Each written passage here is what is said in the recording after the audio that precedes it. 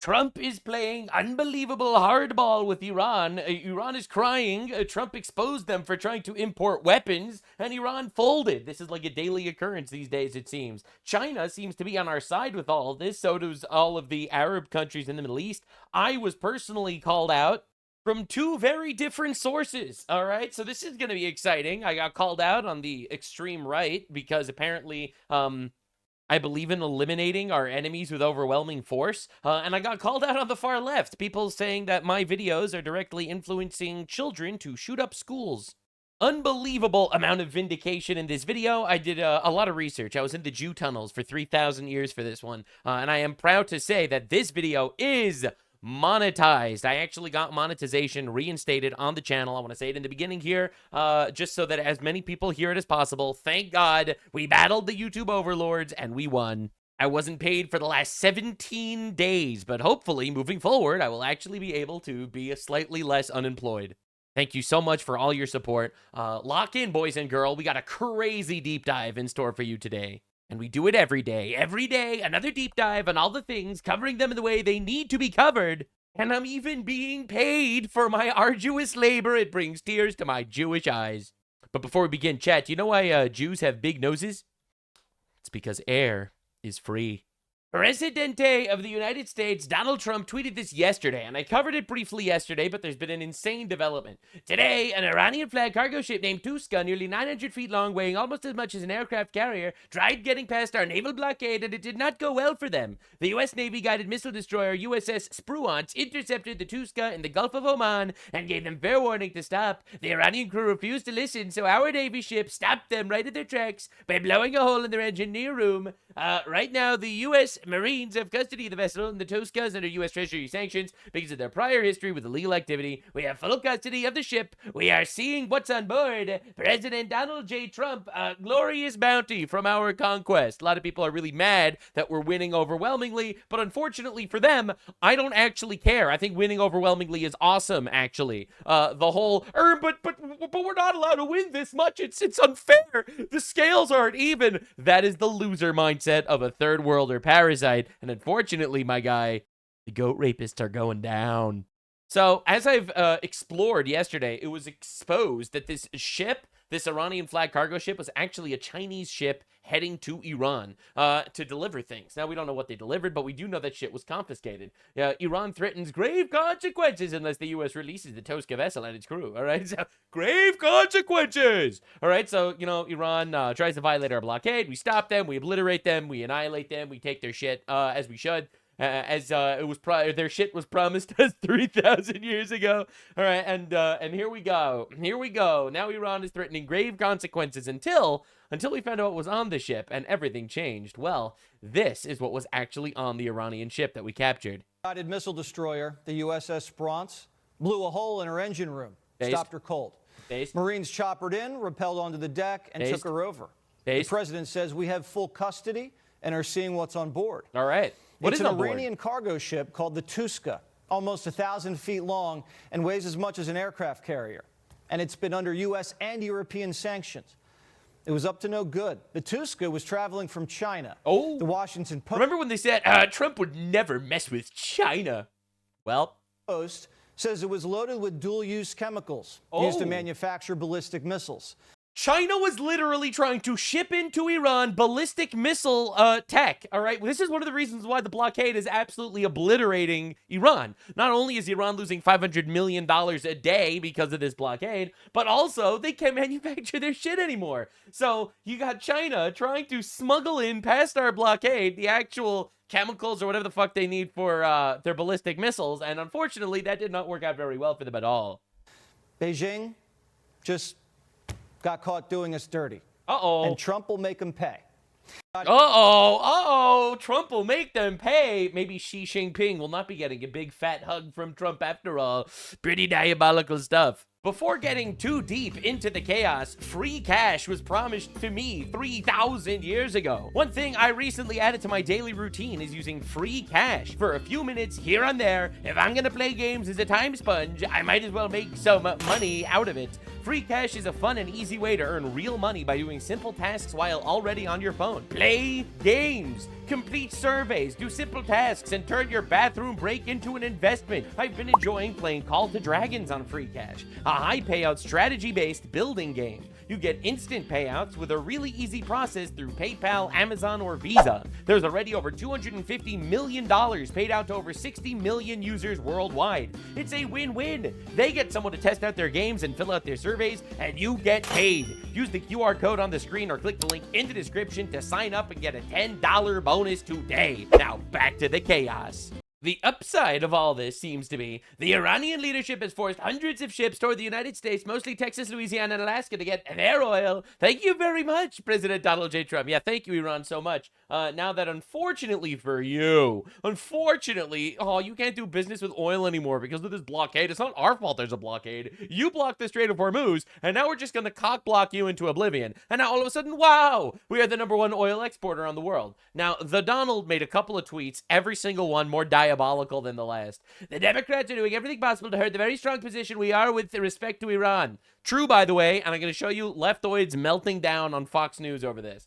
All right, despite World War I lasting 4 years, 3 months, 14 days, World War II lasting 6 years, 1 day, Korean War lasting 3 years, 1 month, 2 days, Vietnam War lasting 19 years, 5 months, 29 days, Iraq lasting 8 years, 8 months, 28 days, they like to say that I promised 6 weeks to defeat Iran, and actually, from a military standpoint, it's far faster than that. But I'm not even going to let them rush the United States into making a deal that is not as good as it could have been. I read the fake news saying that I am under pressure to make a deal. This is not true. I am under no pressure whatsoever, although it will happen.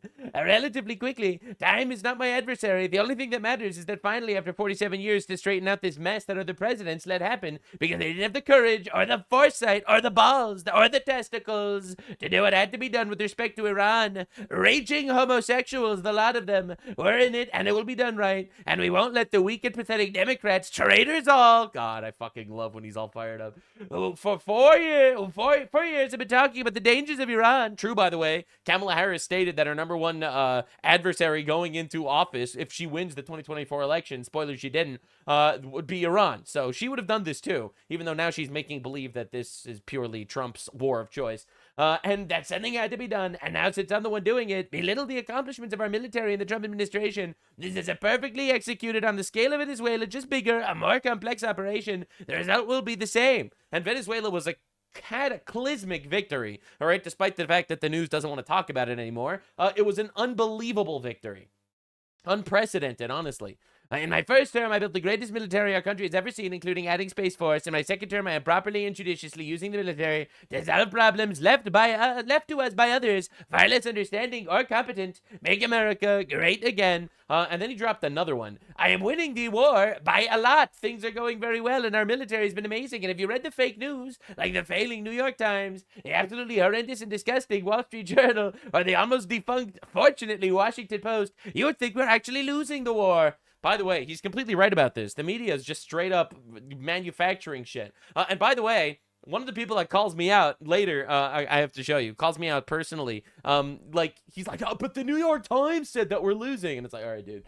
The enemy is confused because they get the same media reports. And yet they realize their Navy has been completely wiped out. Their Air Force has gone darker runways. They have no anti-missile or anti-airplane equipment. Their former leaders are mostly gone. This has been, in addition to everything else, regime change. And perhaps most importantly of all, the blockade, which we will not take off until there is a deal. It is absolutely destroying Iran. They're losing $500 million a day, an unsustainable number, even in the short run. The anti-American fake news media is rooting for Iran to win. This is true, by the way. And it's absolutely heartbreaking to see it. And it's such a mask-off moment. Like, there is a massive op going on, and so many retards are falling for it. But it's not going to happen because I'm in charge. Just like these unpatriotic people used every ounce of their limited strength to fight me in the election, they continue to do so with Iran. The result will be the same. It already is. President Donald J. Trump. That's huge. And then he drops another one in regards to the deal with Obama. Now, before I show you this tweet, I have to show you the leftoids losing it. All right, so this is some retard, Ro Khanna. He's a Democrat congressman. He is one of the people that's pushing for the Epstein stuff now that Trump is in office and didn't care about Epstein while Biden was in office. He is another one of these anti-American foreigners that was brought into our country to rule over us, because apparently that's a thing now. Well, this is him explaining how Obama was actually much better than Trump at dealing with Iran.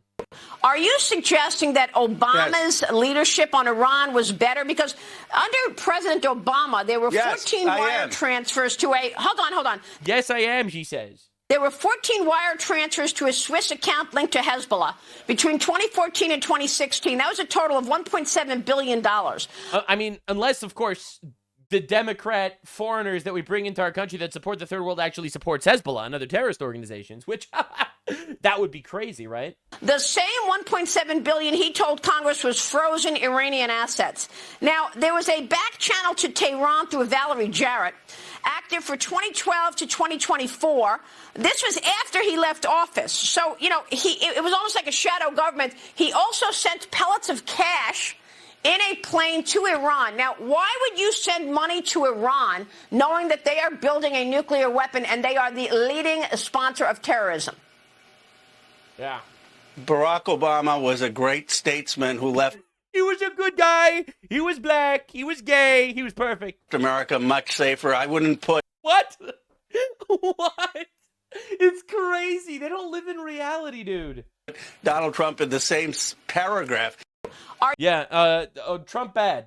All right? So, hey, but Obama gave Iran billions of dollars. What do you think about that? I think Trump bad, actually. Yeah, we know. Anyway, it's been proven. I can't show this to you because every time I play 60 Minutes, I get my entire video taken down by 60 Minutes. They copyright me. I guess they don't like the fact that I'm covering it in this regard. 60 Minutes admits, this is left-wing media, that Iran still has nearly 1,000 pounds of highly enriched uranium, enough material if you enrich it a little more for 10, 11 nuclear bombs. They have been lying about their nuclear weapons for 20 years now, according to leftist sources. All right, according to the United Nations, it is an undeniable fact that they have lied. Now, Obama made a deal with Iran. That's true. Iran just lied to him, though. You know, they pinky promised that they weren't going to build a nuke, and then they started building a nukes. So just to be clear, Iran themselves admitted they are and were pursuing nuclear weapons. The IAEA confirmed Iran had enriched up to 60% uranium, which is well past civilian needs. The MSM is openly admitting it also. Yet complete retards are lying about it and saying, oh, no, there was never any nukes. Obama's deal was good. There were never any nukes. Iran's nice guys. We're at war for Israel or something. It's Israel that forced us to go to war, right? And so it's such an unbelievably fake narrative. It's crazy.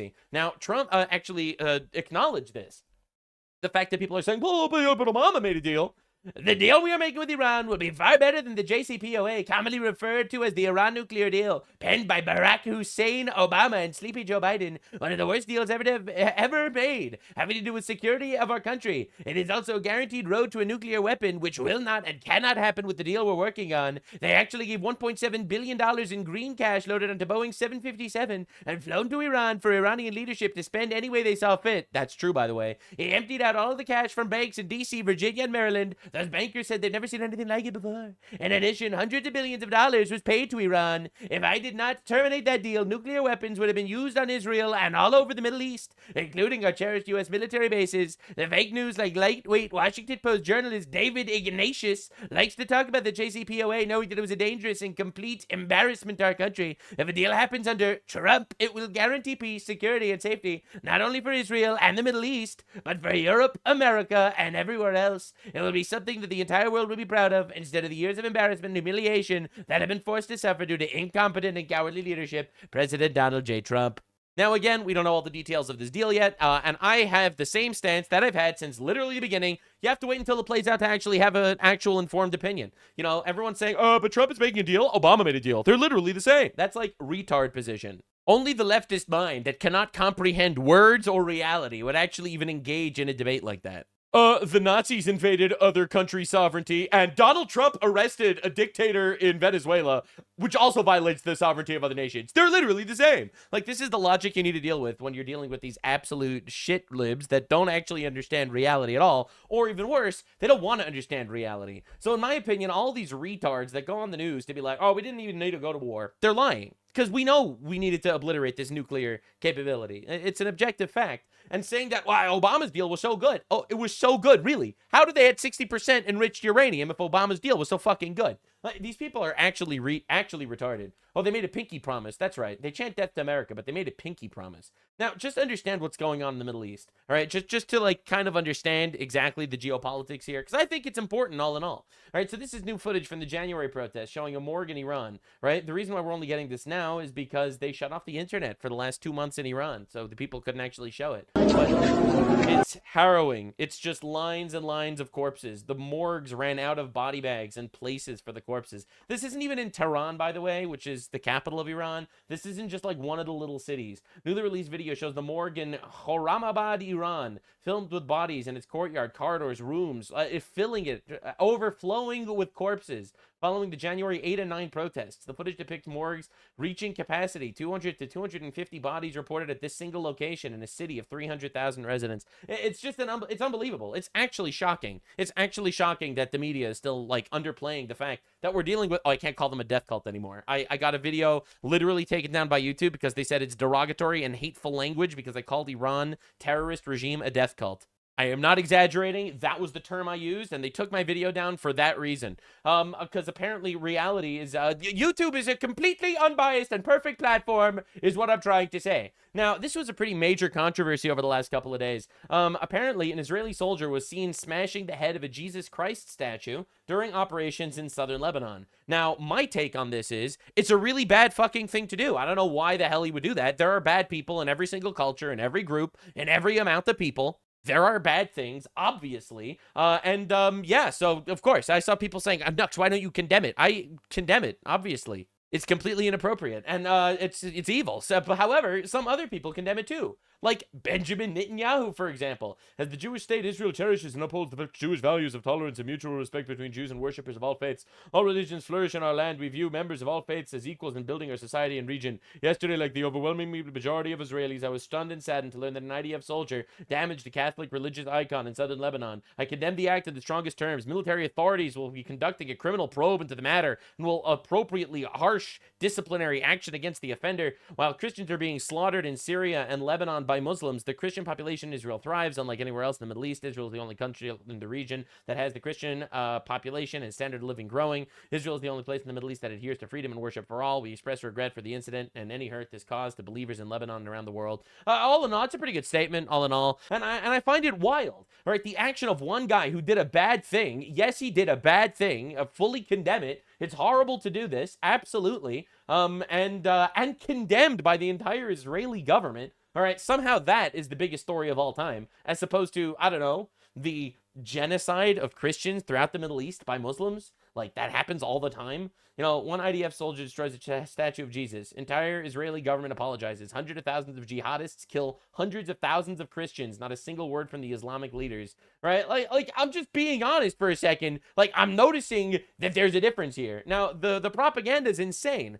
because it's all coming from the same places. This isn't even coming from Christians, by the way. Like, the outrage I see for stuff like this, obviously Christians are upset that this happens, don't get me wrong, but the mass outrage is coming from honest people, right? Not Christians that are actually offended, but 12.4 million views. You look at the comments, it's all Arabs, it's all in Arabic, it's all a Palestinian journalist over here. All right, you start to notice exactly what's going on because Christians actually are aware that Christians are getting persecuted and murdered by Muslims throughout the Middle East and not by Jews. The Christians actually know that, right? Florida student arrested for Netanyahu joke on WhatsApp posted by Russian state TV. The RT is Russian.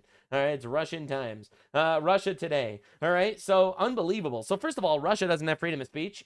They arrest people for jokes all the time. Florida student arrested for Netanyahu joke. 13 million views. Unbelievable. And if this is true, this is an absolute travesty. I don't think that it's remotely acceptable to stop freedom of speech, whether you're making fun of Netanyahu or Israel or Jews or anybody. I think freedom of speech should be absolute for the most part, unless it's calling for direct violence, which, psych, is the case. This girl was arrested for a Netanyahu joke. 23-year-old student Gabriela Saldana said in a group chat, Netanyahu, if you could hear me, drop some bonbons for us capstone students in Ocean Bank Convention Center. She faces charges or threats to kill or do bodily harm. Except this is a lie. She was actually arrested for saying there is going to be a bomb in the Ocean Bank Convocation Center, and it's going to be Jonathan's fault in a group chat of 215 people attending the event. She was arrested for bomb threats. She wasn't arrested for making fun of Netanyahu. That was just another thing she did. All right? She wasn't arrested for that. She was arrested for bomb threats, but that's not how the story is ever going to be, you know, posted or talked about anywhere. You know, like, I'll be real here. Like, and you know where it's coming from. This is just a video of Palestine getting freed. Hi, excuse me. I'm just filming a documentary and I'm wondering where you're from. Oh, Israel. Oh, Free Palestine. Well, they just freed Palestine. They harassed a couple of Israeli tourists. Palestine was just freed right there. Anyway, this is news that I don't see anyone talking about either. I find it interesting. Child pregnancy surge in Gaza amid reports of, you know, Hamas fighters demanding sex from wives of martyrs for food. All right, there's a bit of a controversy going on in Gaza these days.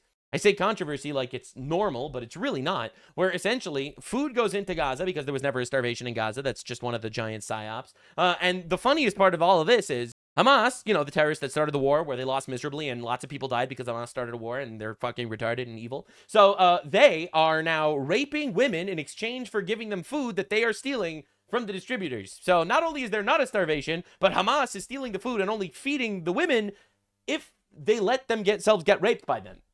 Just understand what we're dealing with, right? An inferior culture, I would say.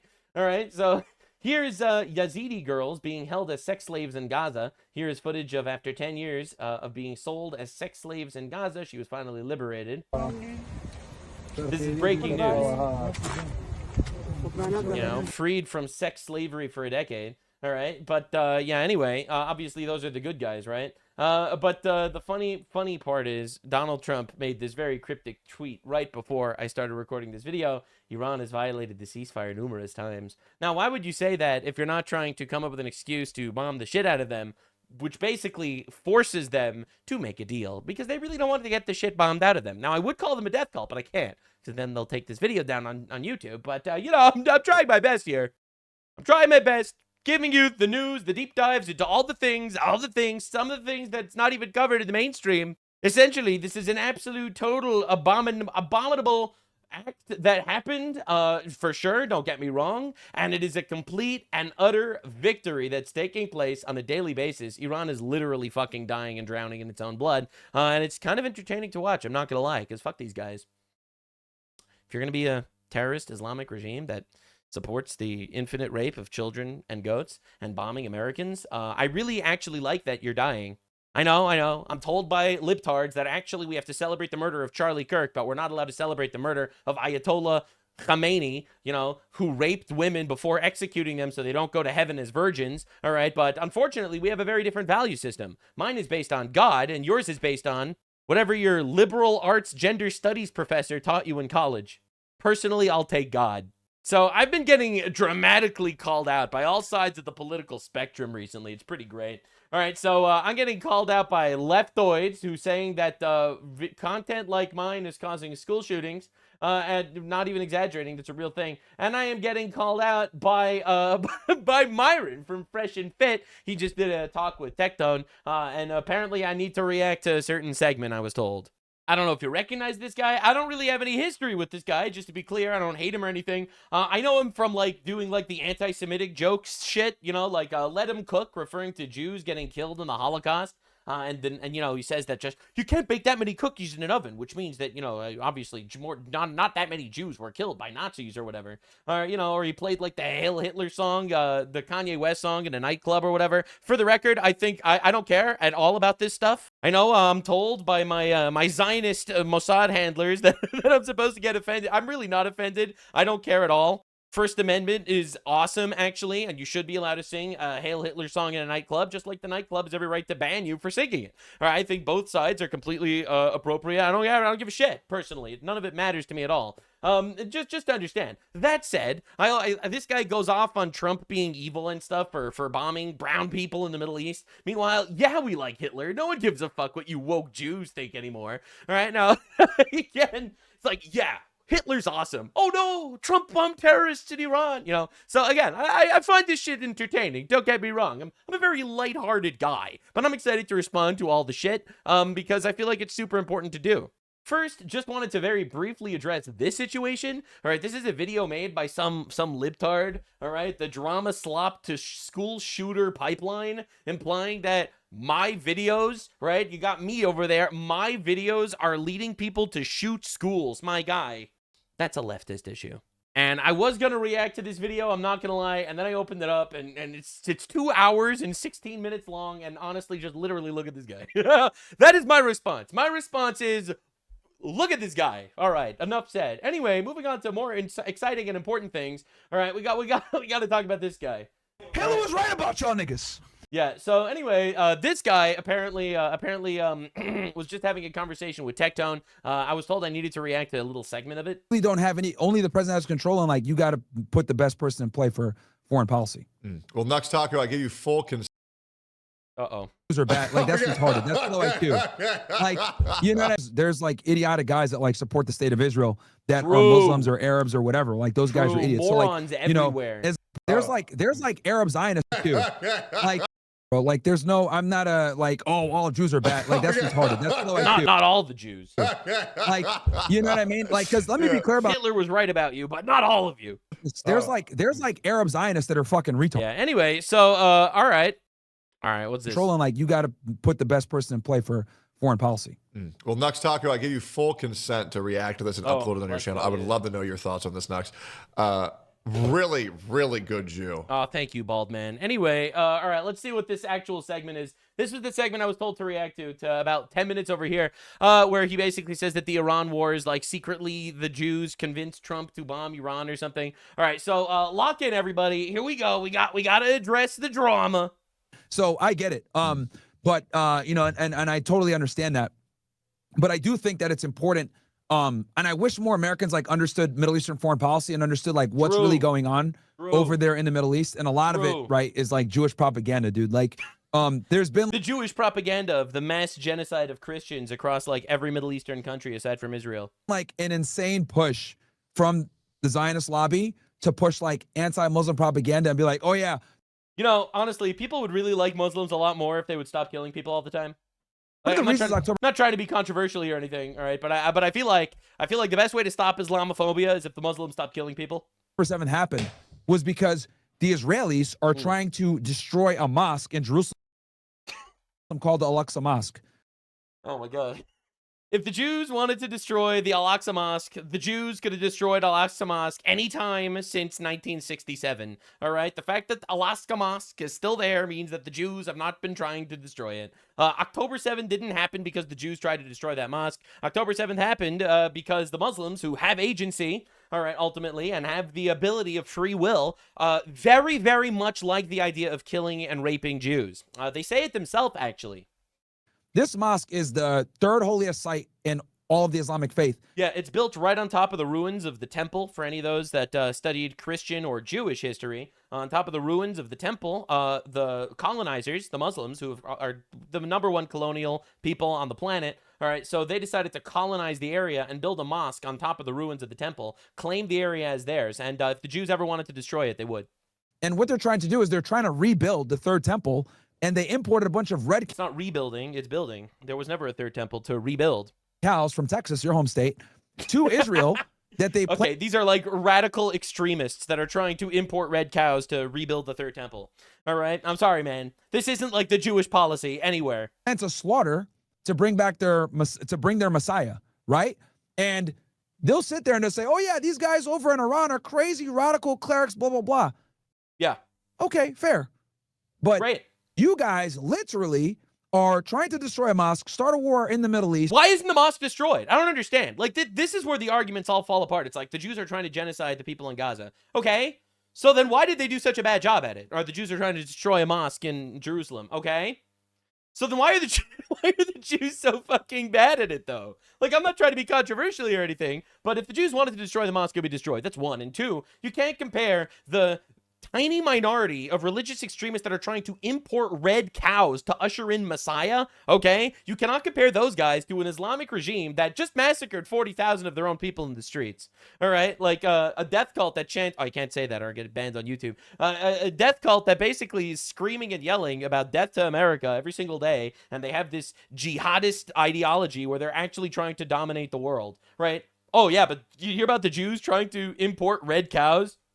Start all these fucking problems. You guys are passing legislation to hang Palestinians. That's a lie. Israel recently passed legislation to hang terrorists who commit murder, who, yeah, mostly are Palestinians because there's a lot of terrorism there. Right? True. Like, the Israelis are actually the real radical, religious, crazy nut jobs. It's just that. Man, I wish they were radical, crazy nut jobs. You know what I'm saying? Unfortunately, there's way too much gay shit in Israel, even right now. So, you know, listen, man.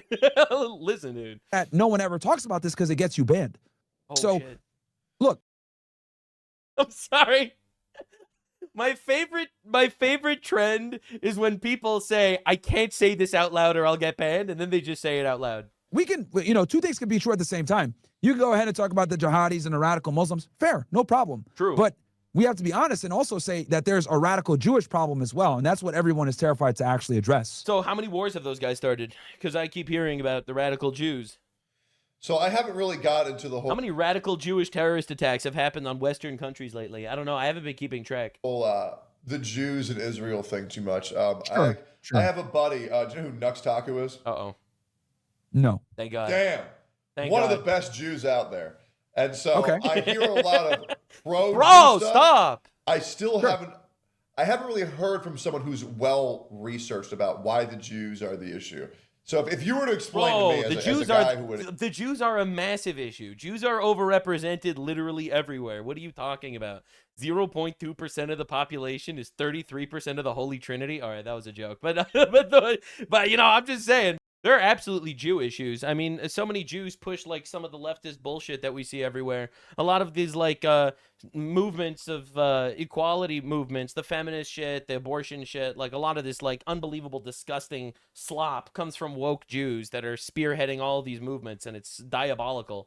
All right, a lot of the Hollywood woke propaganda garbage is leftist Jew oriented. Like, I'll be real. All right, if anyone wants a hard case for Jew issues, damn, I really make everyone mad, don't I? Admit that they're quite ignorant on that subject. What would that be if you were to explain why the Jews are the problem? All right. Well, I'll angle it from the America First perspective, Sure. and then if you want to go deeper into the lore, we can do that. But I'll simplify it this way. All right. They have an enormous amount of representation and power in the United States that they utilize to the benefit of a foreign nation that puts us in a precarious situation geopolitically. Really interesting. Oh, okay. Like what? Like what precarious geopolitical positions are we in right now? Like, I'm just trying to understand here. I'm being good faith. I'd love to have a conversation with this guy, honestly. And again, I hope it doesn't come down to just flinging insults at each other. I'm just curious. That makes sense. If I was to put it nice and succinctly in one sentence, that's basically the root of the problem. The ability to do that is so fucking important. Yeah. I'm glad you made that short and sweet. Okay. Yeah. Okay, I get you. Yeah. All right, so why was I told to react to this? This is gonna get hairy. Got on it and like they'll just like go into random rants. But like that's basically the problem. Like right now, this war in Iran, like we are fighting that for the Israelis. And anyone that disagrees with me, go ahead and search Marco Rubio.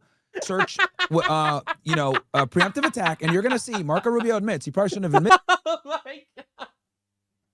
Bro, yes, we are going to war now with Iran because of the Israelis. It's totally not because Iran directly stated that their goal is to develop a nuclear weapon to obliterate us, and also the fact that they had 60% enriched uranium that they lied about. It totally has nothing to do with that. It's because of the Jews.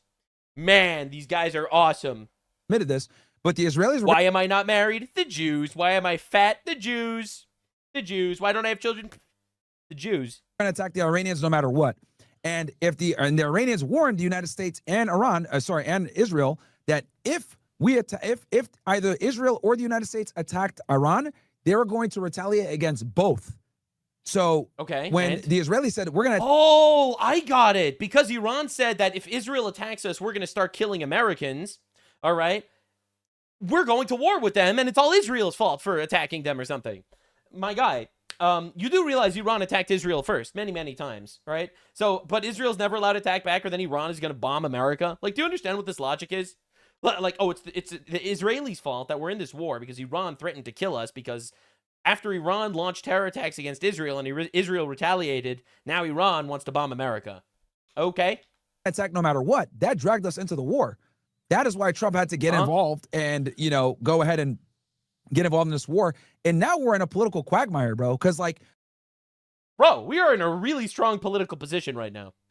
Look, Fox News is going to tell you we're winning the war. We are losing this war in every single way. Do not.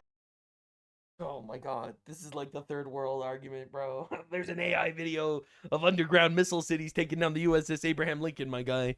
We are losing the war. Follow for the propaganda from Fox News, because it's important for people to understand. And I know some people in your chat might not be aware of this stuff, so I'll kind of like explain this in a simple way. All right, explain to me how we're losing the war with Iran. You know, the country that's literally begging us to make some sort of deal with them because they're absolutely got eviscerated militarily. They lost all their leaders at the same time. And also currently they're losing $500 million a day because of an oil blockade, to the point that all of the world's oil energy was rerouted to purchasing it from the United States instead of them. All right, explain to me. Wars are fought to impose your political whim on another group of people. Or because you don't want the other group of people to nuke you. From a strategic purpose. Or you just don't want them to nuke you. This war, before the war, the Strait of Hormuz was open. All the bases. Yeah, that they could have closed at any time, you know, because they're terrorists. Just like now, they're bombing civilian ships. They could have bombed civilian ships whenever they wanted. We didn't want these guys to have some sort of... Imagine if they had a nuclear weapon. We would never reopen the Strait of Hormuz if they wanted it closed. Were fully functional in the Middle East. We had great relationships with our allies in the Middle East. Still do. We have better relationships right now with our allies in the Middle East. What are you talking about? Saudi Arabia, the United Arab Emirates, Qatar, Kuwait, Bahrain, and Israel are all working together with us against Iran. We are in literally, we have stronger alliances with all of these countries right now than we ever have before. And we weren't that pissed off at NATO. Since the war's begun. Getting pissed off at NATO is a good thing, actually. NATO fucking sucks. All right, we pay for 70% of NATO's shit. We are 70% of NATO's military. I don't want us to be part of NATO at all. Oh, but France and England have some Eurocucks that are mad at us that we're killing terrorists. I don't care. That's a skill issue. Yeah. 20% of the world's energy has pretty much been cut off. All right, so how does that affect us? Our energy has not been cut off. Most of our energy does not come from anywhere near there. Our energy comes from us. We got like 1% of our energy from the Strait of Hormuz. Iran has been making a bunch of money. Yes, Iran is losing $500 million a day. Making money. They lost their missile factories. We obliterated half. What are we even? They have no Navy or Air Force and no ability to make money because we closed off their ports. They're losing money dramatically. Iran is making money. I guess you could just say things at this point. Destroy their Navy and Air Force, but that doesn't matter because that was never the problem in the first doesn't matter. Place. Now it is a problem, actually, because one of the issues here was the fact that they might develop a nuclear weapon at some point, and we would make sure that we wanted that stopped immediately. All right? Just understand, we wanted to make sure that that gets stopped. If they have a Navy and an Air Force and ballistic missiles, it's a lot harder to stop them from developing nukes. So yeah, actually, that was the point. Now they're rushing towards a nuclear bomb. Now they're moving towards a nuclear bomb? Now that they have no leadership or military, now is when they're moving towards a nuclear bomb? Like, are we being serious? Allies in the Gulf are pissed off at us. Our allies at the Gulf love us. They hate Iran, and they're telling us to finish the job. All of our military bases in the region are gone. And quite frankly, now Iran has us by the balls because they're like, look, we're not going to negotiate with you guys until... Now Iran has us by the balls. Iran is begging us for negotiations. Right? They're begging us for a second round of talks right now. You guys, lift the sanctions, get your bases the fuck up out of here so we lose our ability. We don't need to capitulate to any of this shit. This is painful, man. To be in the Middle East. You guys we're going to continue to have people go through Strait of Hormuz and pay us. And no one's going through the Strait of Hormuz. No one's paying them. There's a blockade. If you don't, we're just going to keep attacking your allies in the Gulf, make you look weak. And which they can't really do right now. What this war has basically done is it's created an energy crisis. It's humiliated us. It's not affecting us, this quote-unquote energy crisis. Politically, because we can't even defend our allies. It humiliated us politically that we were able to obliterate one of the largest threats in the region, all right? The largest exporter of terrorism in the world. We were able to obliterate them with taking minimal losses in like a couple of days. Are you being serious? Claim to defend. It's made us look like clowns, and then we're spending an enormous amount of money to fight this war, like $2 billion a day. That we literally spent more on Somali scammers than we did on this war. This guy's talking about how NATO doesn't like us anymore. We spent $350 billion on the Ukraine war. Which doesn't affect us at all, which doesn't benefit us in any way whatsoever. All right, it's a charity. All right, what are we even talking about? So strategically speaking, dude, look at that. Even chat is cooking this guy. I can't believe it. Oh, dude, I'm literally shocked. Holy crap. Oh my God, this is insane. Look at chat. An enormous amount of money to fight this war, like $2 billion a day. No, they're not. Saudi and every other country joined us. Hey, so strategically speaking, we are third world cope. This is China CCP narrative. Losing this war. Yes, we're blowing up Iran. Yes, we destroyed their Navy. Yes, we destroyed their Air Force. But that doesn't matter because their ballistic missile program is the real danger. And there's hundreds of them. I thought you just said that there was no danger. Like, this dude was just talking about how Iran is not actually a threat, but the real danger is the ballistic missiles that we haven't touched. Underground that we don't have the bunker busters to get into and destroy. And even if we destroy one or two of them, it doesn't matter. There's hundreds of them all over the country. Iran's a big country, bro. It's like the size of Western Europe with 90 million people, and they have an army that's 1 million people. And we're not going to effectuate the regime change that they want without boots on the ground. So it'd be in Iraq. So we're not doing that. We don't have boots on the ground. That wasn't the objective. But like obviously, I would love it if the regime changed because these guys are terrorists that have been massacring their own people. But that is not the objective. Times worse. So we're not putting boots on the ground. Strategically speaking, we are losing this war in every single way because we. Nux, you were called out. You have to react to this. You've been destroyed with facts and logic. Oh boy. We are worse off right now than we were prior to the war. And now oh my God. We are a self-sufficient country that has our energy actually working for us. We are exporting oil around the world right now. China is on their knees, backstabbing their own allies in Iran, begging us for oil. All right? We are in a weaker position. Like this is unbridled levels of cope. We're trying to negotiate for pre-war conditions. We're not negotiating for pre-war conditions. What are you even talking about? Time you're trying to negotiate for pre-war conditions, you lost the war. But that's not what's happening. No one's negotiating for pre-war conditions. You don't even know what they're negotiating for. Well, you literally don't even know what they're negotiating for. It'll probably end up with Iran digging up their own cooked uranium and delivering it to us on a silver platter. All right? You have no idea. This is painful. That's a very interesting perspective. Tectone, who doesn't know anything about foreign policy. I'm not saying that as a roast. I think foreign policy is, for your average citizen, kind of irrelevant. I think that the correct position most Americans should have on Middle East is like, yeah, I don't care. I just don't want them to kill us. Yeah, I don't care. I just don't want them to have nukes. And I think that's a perfectly reasonable position. So why doesn't America just nuke the fuck out of them? All right. That's a good question, Tectone. It's because America doesn't want to kill innocent people, and most of the Iranian people are just wonderful people that are oppressed by an Islamic terrorist organization. All right, let's see his response. So good question. If the United States nuked Iran, this is what would happen. All right. It would kill lots of innocent people that America's trying not to do. They would blow up the entire Gulf. They destroyed. Oh my fucking God, dude. This is like the most third world cope I've ever heard in my life. The desalination plants all across the Gulf.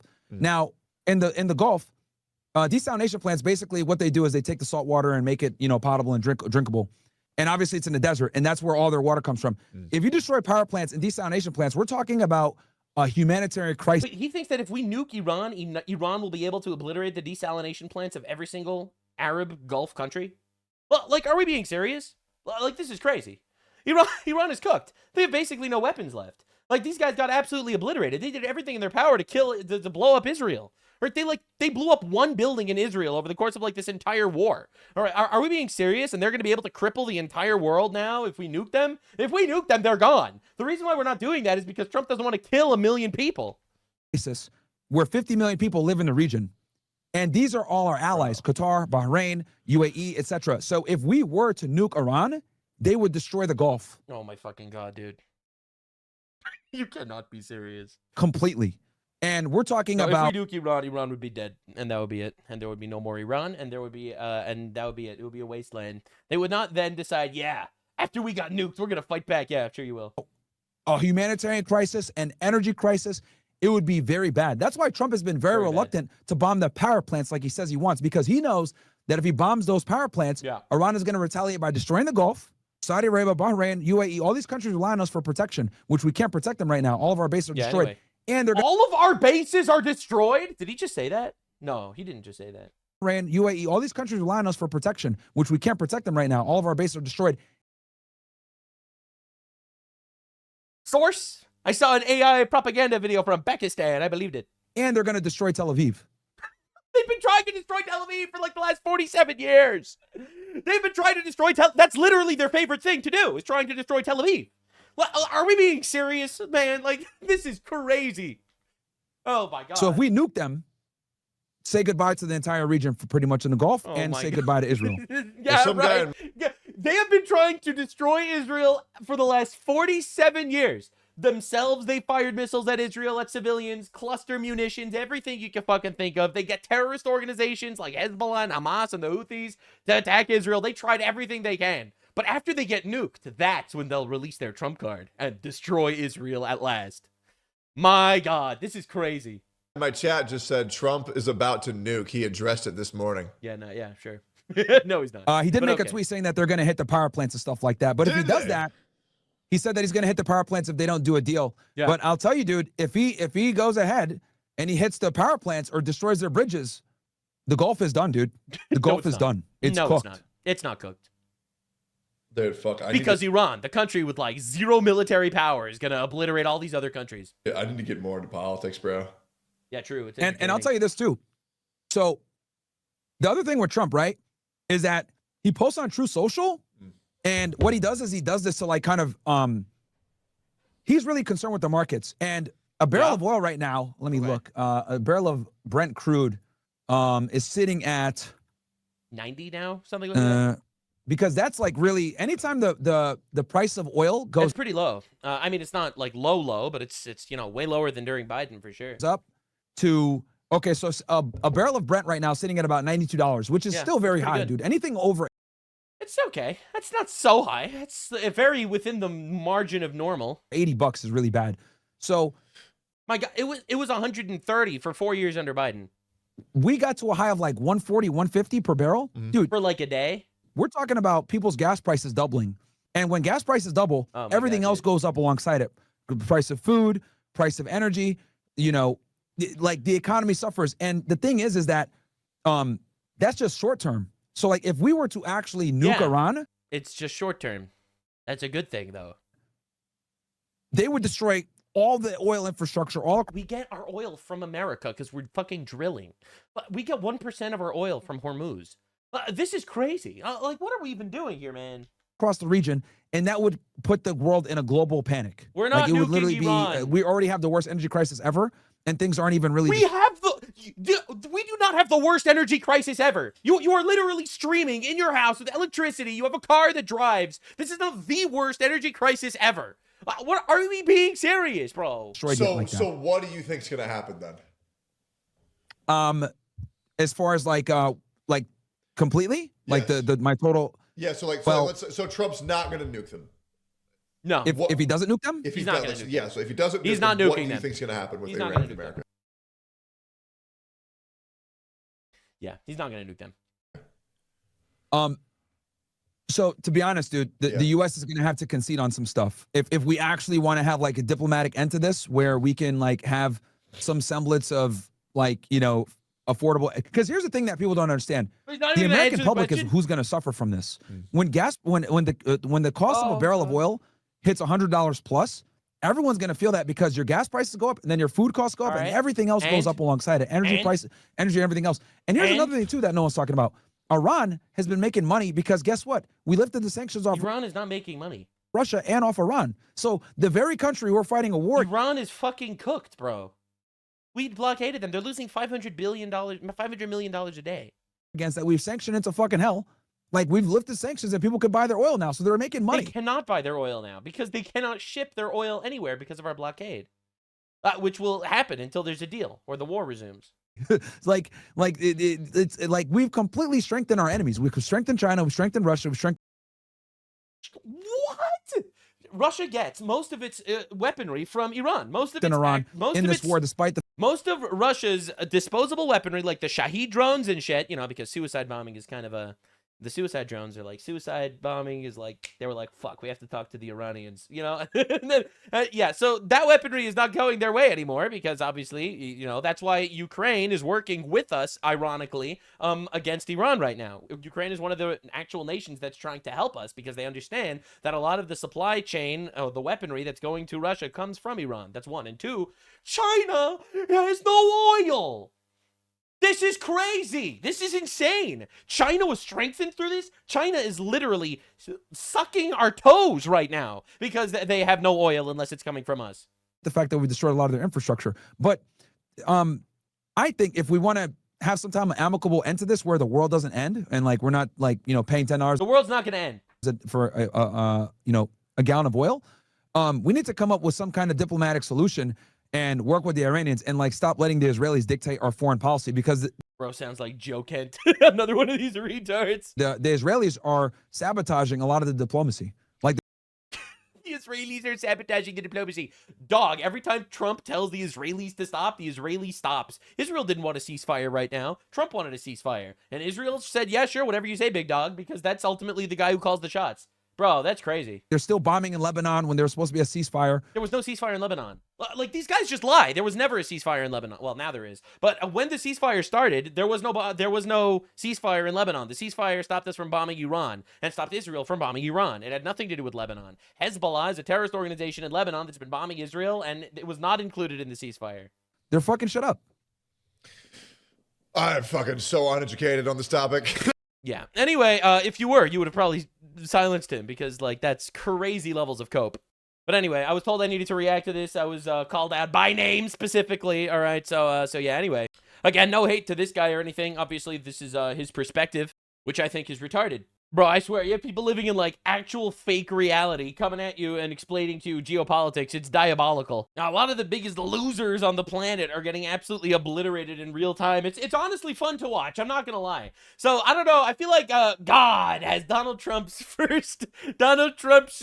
well-being in mind. So, Trump made this post like a week ago. I'm not going to go through it all. Don't worry, but there's a reason for this. I know why Tucker Carlson, Megyn Kelly, Candace Owens, and Alex Jones have all been fighting me for years, especially by the fact that they think it is wonderful for Iran, the number one state sponsor of terror, and a nuclear weapon, because they have one thing in common: low IQs. They're stupid people. They know it. Their families know it. Everyone else knows it too. Look at their past. Look at their record. They don't have what it takes, and they never did. They've all been thrown off television, lost their shows, aren't even invited on TV because nobody cares about them. They're nut jobs, troublemakers, and will say anything necessary for some free and cheap publicity. Damn, bro dropped an actual nuke over there. Oh my god, and he keeps going, blasting the heck out of him. Anyway, every single one of these guys took an L today. Every single one of these 4 guys took an unbelievable L literally just today, and we have to talk about it because it kind of seems like the world just keeps coming up Trump. You know, all the experts were saying that the economy was going to be bad. Well, it's not. All the experts said that the tariffs were going to be a failure on the United States. Well, they weren't. All the experts said that this Iran war would be a cataclysmic failure. Well, it's not. So it's kind of hilarious watching, you know, everything just keep turning up Trump. So The Onion successfully acquired Alex Jones' Infowars show after 17 months of legal battles and debuted its new logo. All right, this is the new logo of Infowars. They made it gay. This is horrifying and heartbreaking, honestly. I actually don't dislike Alex Jones. I think bro ends up being right about some of the scariest fucking shit of all time. So I'm not going to sit here and celebrate, but honestly, it's just kind of insane watching this happen. Now, the Alex Jones crash out over this is wild too. DOJ funding the fake lawsuits against me. They have all the documents. They killed that 6 months ago. I didn't blame Trump for that. But I do now blame Trump for coming out and openly endorsing their lawsuits and saying I deserve it, when it was the very same law firms that sued him, Paul Weiser. Yeah, how dare Donald Trump betray me by endorsing the fact that I'm losing everything.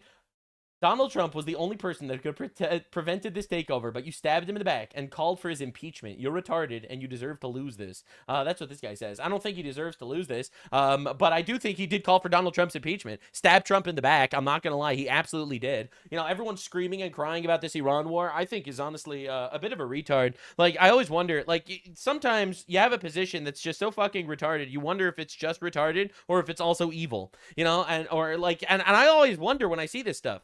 Now, Donald Trump, for the last 40 years, has been saying Iran can't have a nuclear weapon. We're going to war with Iran. Iran is going to get obliterated. We're going to destroy Iran. You know, he's been saying this for 40 years. Every single president, all right, Donald Trump shat on them for not being strong on Iran. It's like one of his stances that he's had forever. And then he goes to war with Iran, no boots on the ground, no regime change, no massive infinite operation that takes 10 years, no endless quagmire, but a 40-day operation bringing one of our oldest adversaries to its knees is insanely good work, all right? So, and everyone backstabbing him, I think, either fell for an op or they're retarded, all right? Now, Alex Jones stabbed him in the back. He did. He called for his impeachment, and bro, look at the fucking karma. Holy shit. All right, and it's not just him. The other ones also had this shit happen to them. So this was Tucker Carlson on his last show.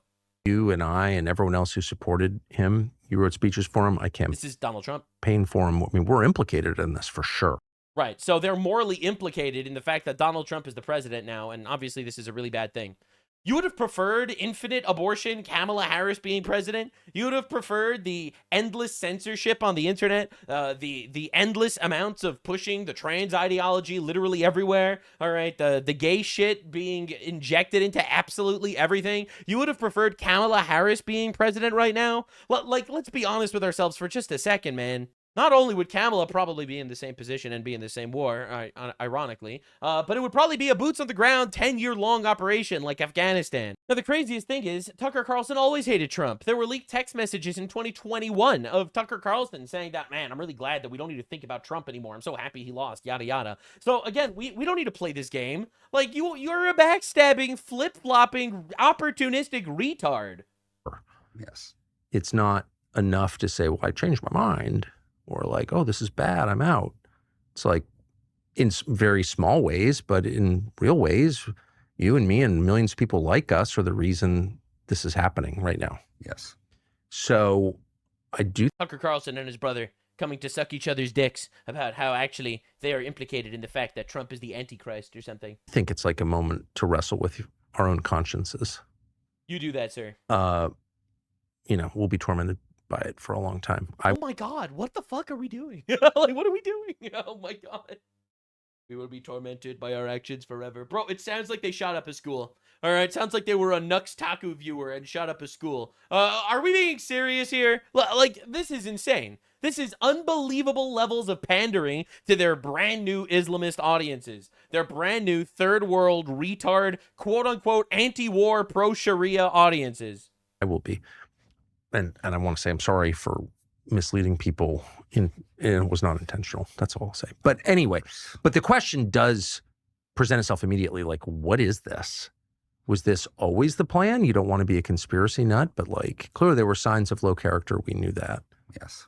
But it didn't. There are tons of people of low character who like. Was it always the plan that Donald Trump, the guy who's always said that Iran can't have a nuclear weapon, would stop Iran from getting a nuclear weapon? I don't know. Were there signs? Outperform their character. It doesn't have to be. Sort of the no. Trump is killing people in Iran. I feel so bad about this. I'm so sorry. Or actually these days, I right. would say. I've outperformed my character a lot. I am so much better than people think I am. I'm also very humble. I don't have especially high character, right? But you know, you try to whatever, you try your best. But what was this? Was this always the plan? Yeah. You know, looking back after the last year and a half, it seems like it kind of was. And it's easy. Well, you could get really deep about it and say, what was Butler? Like, how was Butler was the assassination attempt on Donald Trump. Was it that he and Ryan Ruth? I mean, he was subject to 2 legitimate assassination attempts.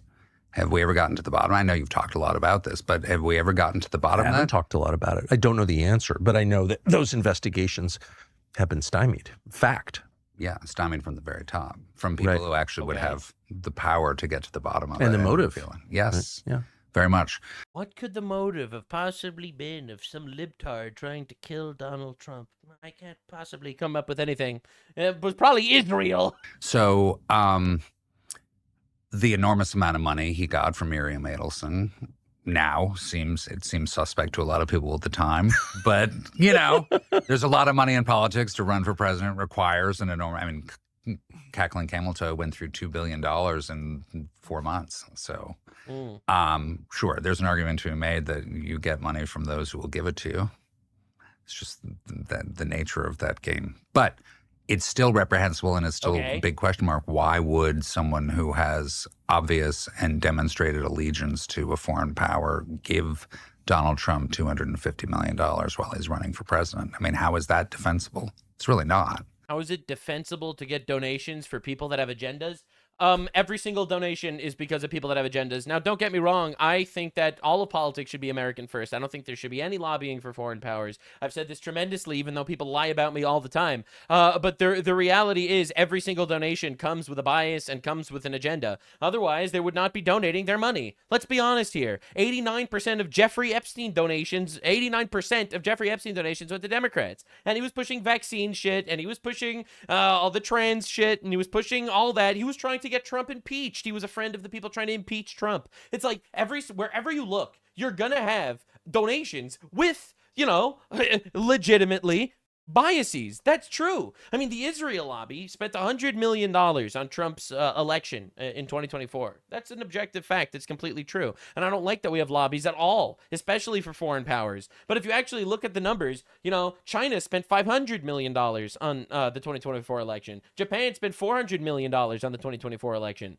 Big Pharma spent $400 million on the 2024 election. Saudi Arabia and Qatar spent $250 million on the 2024 election. Yes, the Israel lobby spent $100 million. True. All right. And every single one of these people that spend money on the election was absolutely biased, trying to push the contestants that they wanted to win, to influence them to their ideology. Objectively true. Again, I don't even see the point.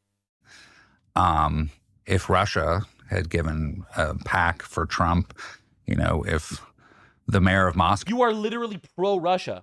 Like, Tucker Carlson is literally pro-Russia. Had somehow assembled an enormous amount of money and put it in a 501c3 for Trump's benefit, would that have been acceptable? Of course it wouldn't have been. So what does it's so basic, comes back to the money. Because ultimately Miriam Adelson donating money, this is an American citizen, yes, with an ideology, true. Donating money to a president, true. What did they get in return for that amount of investment? They got Donald Trump instead of Kamala Harris. And it's clear. I get it. No, I mean, of course, I agree with every word that you're saying. I just think, given his behavior and his demonstrated disloyalty and viciousness to... What disloyalty? But he literally did exactly what he promised to do. Previous supporters. Yes. Why wouldn't he display the same lack of loyalty to Miriam Adelson? I mean, that's kind of the question. The only people he's been loyal to are the neocons. Except he's not in a forever war. Like, it's crazy to watch this happen in real time. It's crazy to watch this happen every single time. All right. Again, this is Buckley Carson telling Tucker Carlson that America is the least moral nation of all time. the least moral nation, America. I remember, the most important thing that went on in our lives as we were growing up, the most important enduring conflict was the Iron Curtain and communism. And I remember talking with you and others all the time. Remember, now Tucker Carlson is kind of pro-communism. He thinks that communism is actually Christian values. This is a recent development on the Tucker Carlson lore development. And you should definitely subscribe to keep up to date with all the retards that I'm not afraid to make enemies with. About those poor people who live in the Soviet Union who have no access to real news. They have TASS and they have Izvestia. What was the other one? Izvestia, Pravda. And they don't have the freedom to go to church. And obviously their economy sucks because it's managed by a government and that never works. But really, they didn't have access to accurate information. Right. They had no access to any real news. And further, they had been taught as a society terrible things about America and Americans. Right. And specifically, we used to also talk, after the Iron Curtain came down, had the same attitude about North Korea. Like, here are these poor, emaciated captives who can't leave their own country, right, who think these terrible and untrue things about Americans. Right. And it was only a couple of years ago that I suddenly realized I had this epiphany. We're fucking North Korea. Oh my God. We are North Korea. We are North Koreans. And so much of what the government has told us through... You know that because these guys are openly criticizing the government, which, This podcast, if it existed in North Korea, they would be in jail. Yo, they're so right about this. We're literally in North Korea right now under Trump, which is why you could never criticize Trump. Historically, no one's ever criticized Trump, so that's how you know. Throughout our lives about big events and small events are simply not true. Not just massaged, but like 180 degrees from truth. Wow. Wow. Anyway, this is a compilation of Tucker Carlson sucking up the third world dictators while he's talking about how America is North Korea. Well, I like it here a lot. Qatar. Yeah, I like it. You have been... By the way, I'm an American. I can go wherever I want and speak to anyone I want to. What do you mean? I thought America was North Korea. Because I'm a free man. That's the promise of my country. And some are seeking to change that and to put our population into mental bondage, and I'm not participating in that. I mean, Putin has been the most effective leader in my lifetime. But why is he more evil than Joe Biden? Yeah, well, you know, it's the killing. Partially, it's the killing millions of people. Like, I can't even conceptualize that. Why am I required to hate Assad? You know, Assad, the people that killed hundreds of thousands of people in Syria. Maduro and his government in Venezuela. You know Maduro, the communist dictator that locks up people for protesting. One of the very few countries in the entire hemisphere with those policies. But Americans are afraid of Iran. They see video of you know, the Iranian terrorists that massacred 40,000 of their own people. Iranians saying death to America. They don't mean death to the people of the United States or even to the officials. Death to America is about the rulers of America. But no, it's not what they really mean. We're in North Korea right now. Sharia law is bad, Seth. I don't know if you've heard that. It's bad. It's worse than what's happening in New York and Detroit. It's just bad. What was Sharia law is awesome, actually. radicalizing, very shocking, and very You know Sharia law, where if you draw a picture of a pedophile, you go to jail for making fun of their prophet? disturbing for me was the city of Moscow. And it is so much nicer than any city in my country. Wow, Moscow's just awesome. Wheels don't move, they lock on the Whoa! grocery cart escalator. Look, Ma, no hands. Bro, this guy should go to Israel. They do the same thing in Israel. That. I'm sure he has lots of good things to say about Israel, too. Oh, come on. Oh, just sniff the bread. It's glorious. The glorious bread. Sniff the bread in Russia. It's so good. It's so good.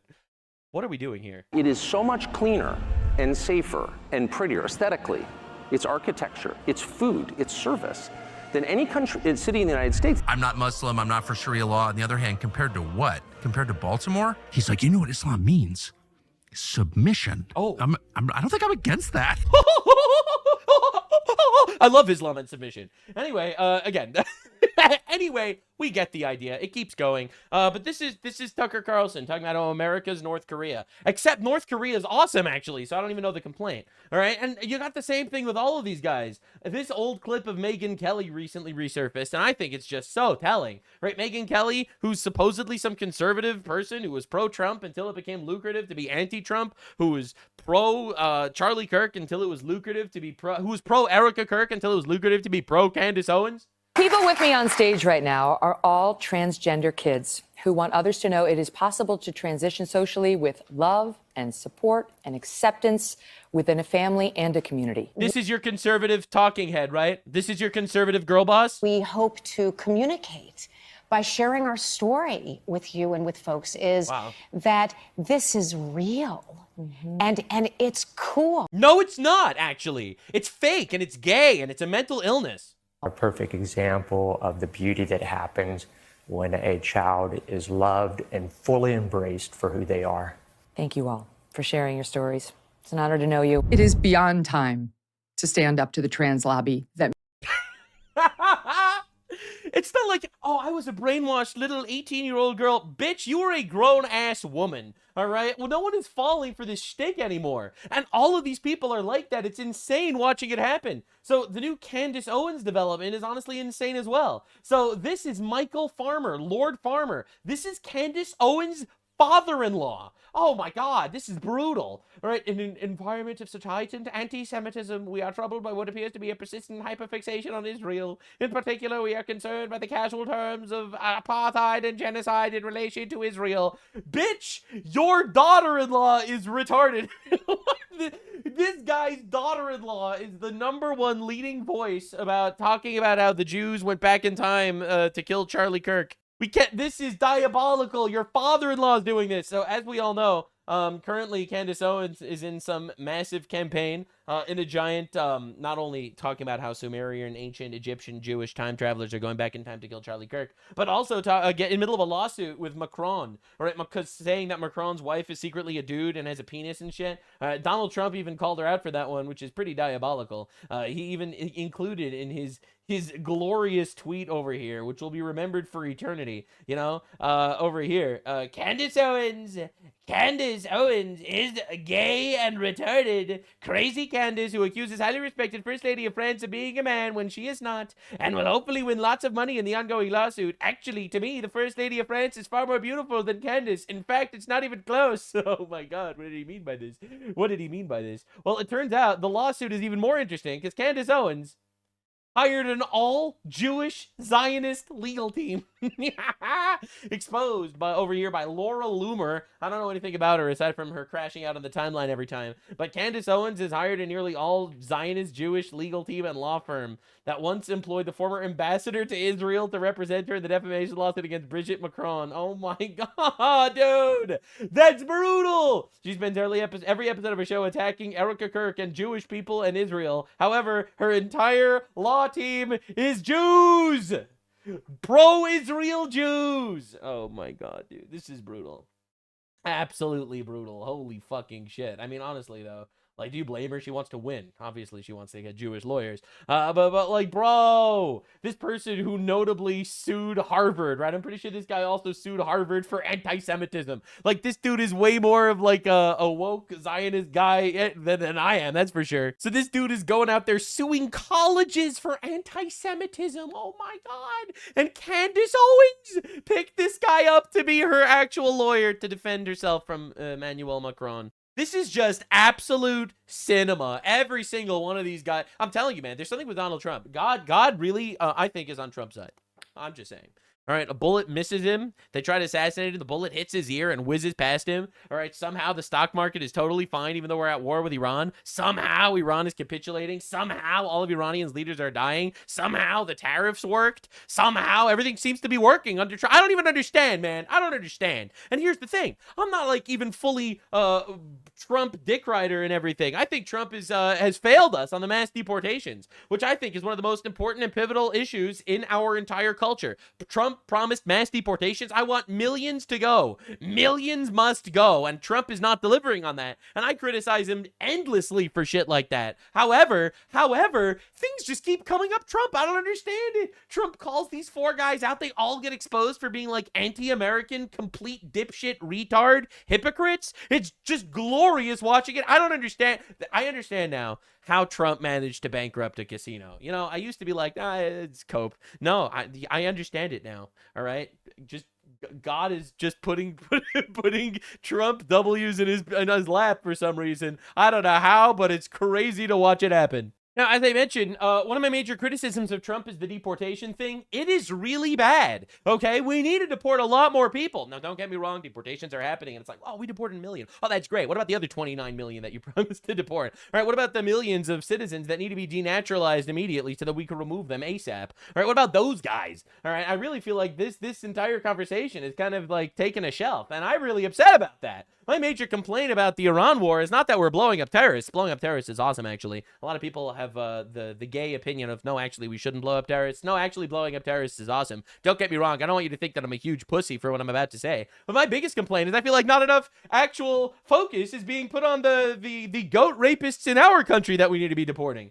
So Mamdani orders visiting teams to redistribute some of their runs to the Mets. Like, bro, this dude trying out here to redistribute money from white people to foreigners. All right, we have an invasion on our hands that needs to be taken care of. Every day it gets worse, man. I understand the border's closed. I understand that Trump did an unbelievably amazing thing by closing off the border. Unprecedented victory. People like Tucker Carlson that are upset that Donald Trump won the election now really wanted infinite more retards to come into our country. And that's what they're actually saying. The quiet part out loud is that Tucker Carlson really wanted another 30 million illegal aliens to bring the glory and submission to Islam into our nation. All right, but the reality is I don't want that at all. But I do recognize that we need to get rid of these guys. So Representative Chip Roy, this is crazy, by the way.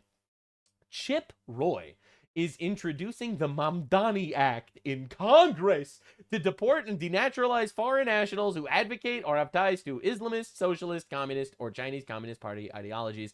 This is awesome, actually. Oh my God. Now, the thing is, we already have the Communist Control Act of 1954. I think we need to start denaturalizing and deporting communists in general. Zora Mamdani, HASAN PIKER, all these dipshits. I think we gotta round them up, put them in a fucking trebuchet, and launch them somewhere else. And if they can make their way back, then, you know, honestly, figure out what we can do there. But we got to at least start with that, right? I don't know why people are not actually implementing the Communist Control Act of 1954, but it really needs to happen. I think a lot of leftoids say that it's a violation of free speech, but McCarthy was right, and it's not a violation of free speech. Communism is an inherently violent ideology. If you're preaching communism, you're calling to violence, and that is not protected by the First Amendment.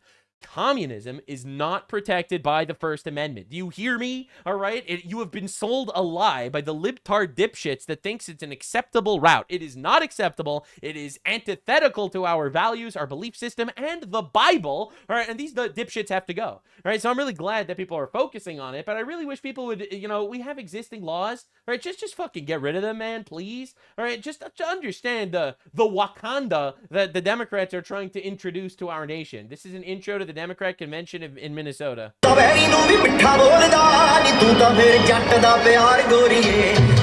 Yeah, this is the actual intro to the Democratic Party in Michigan. Oh my God, did I say Minnesota? I don't know, I meant Michigan. This is crazy. Is that your culture? No, it disgusts me.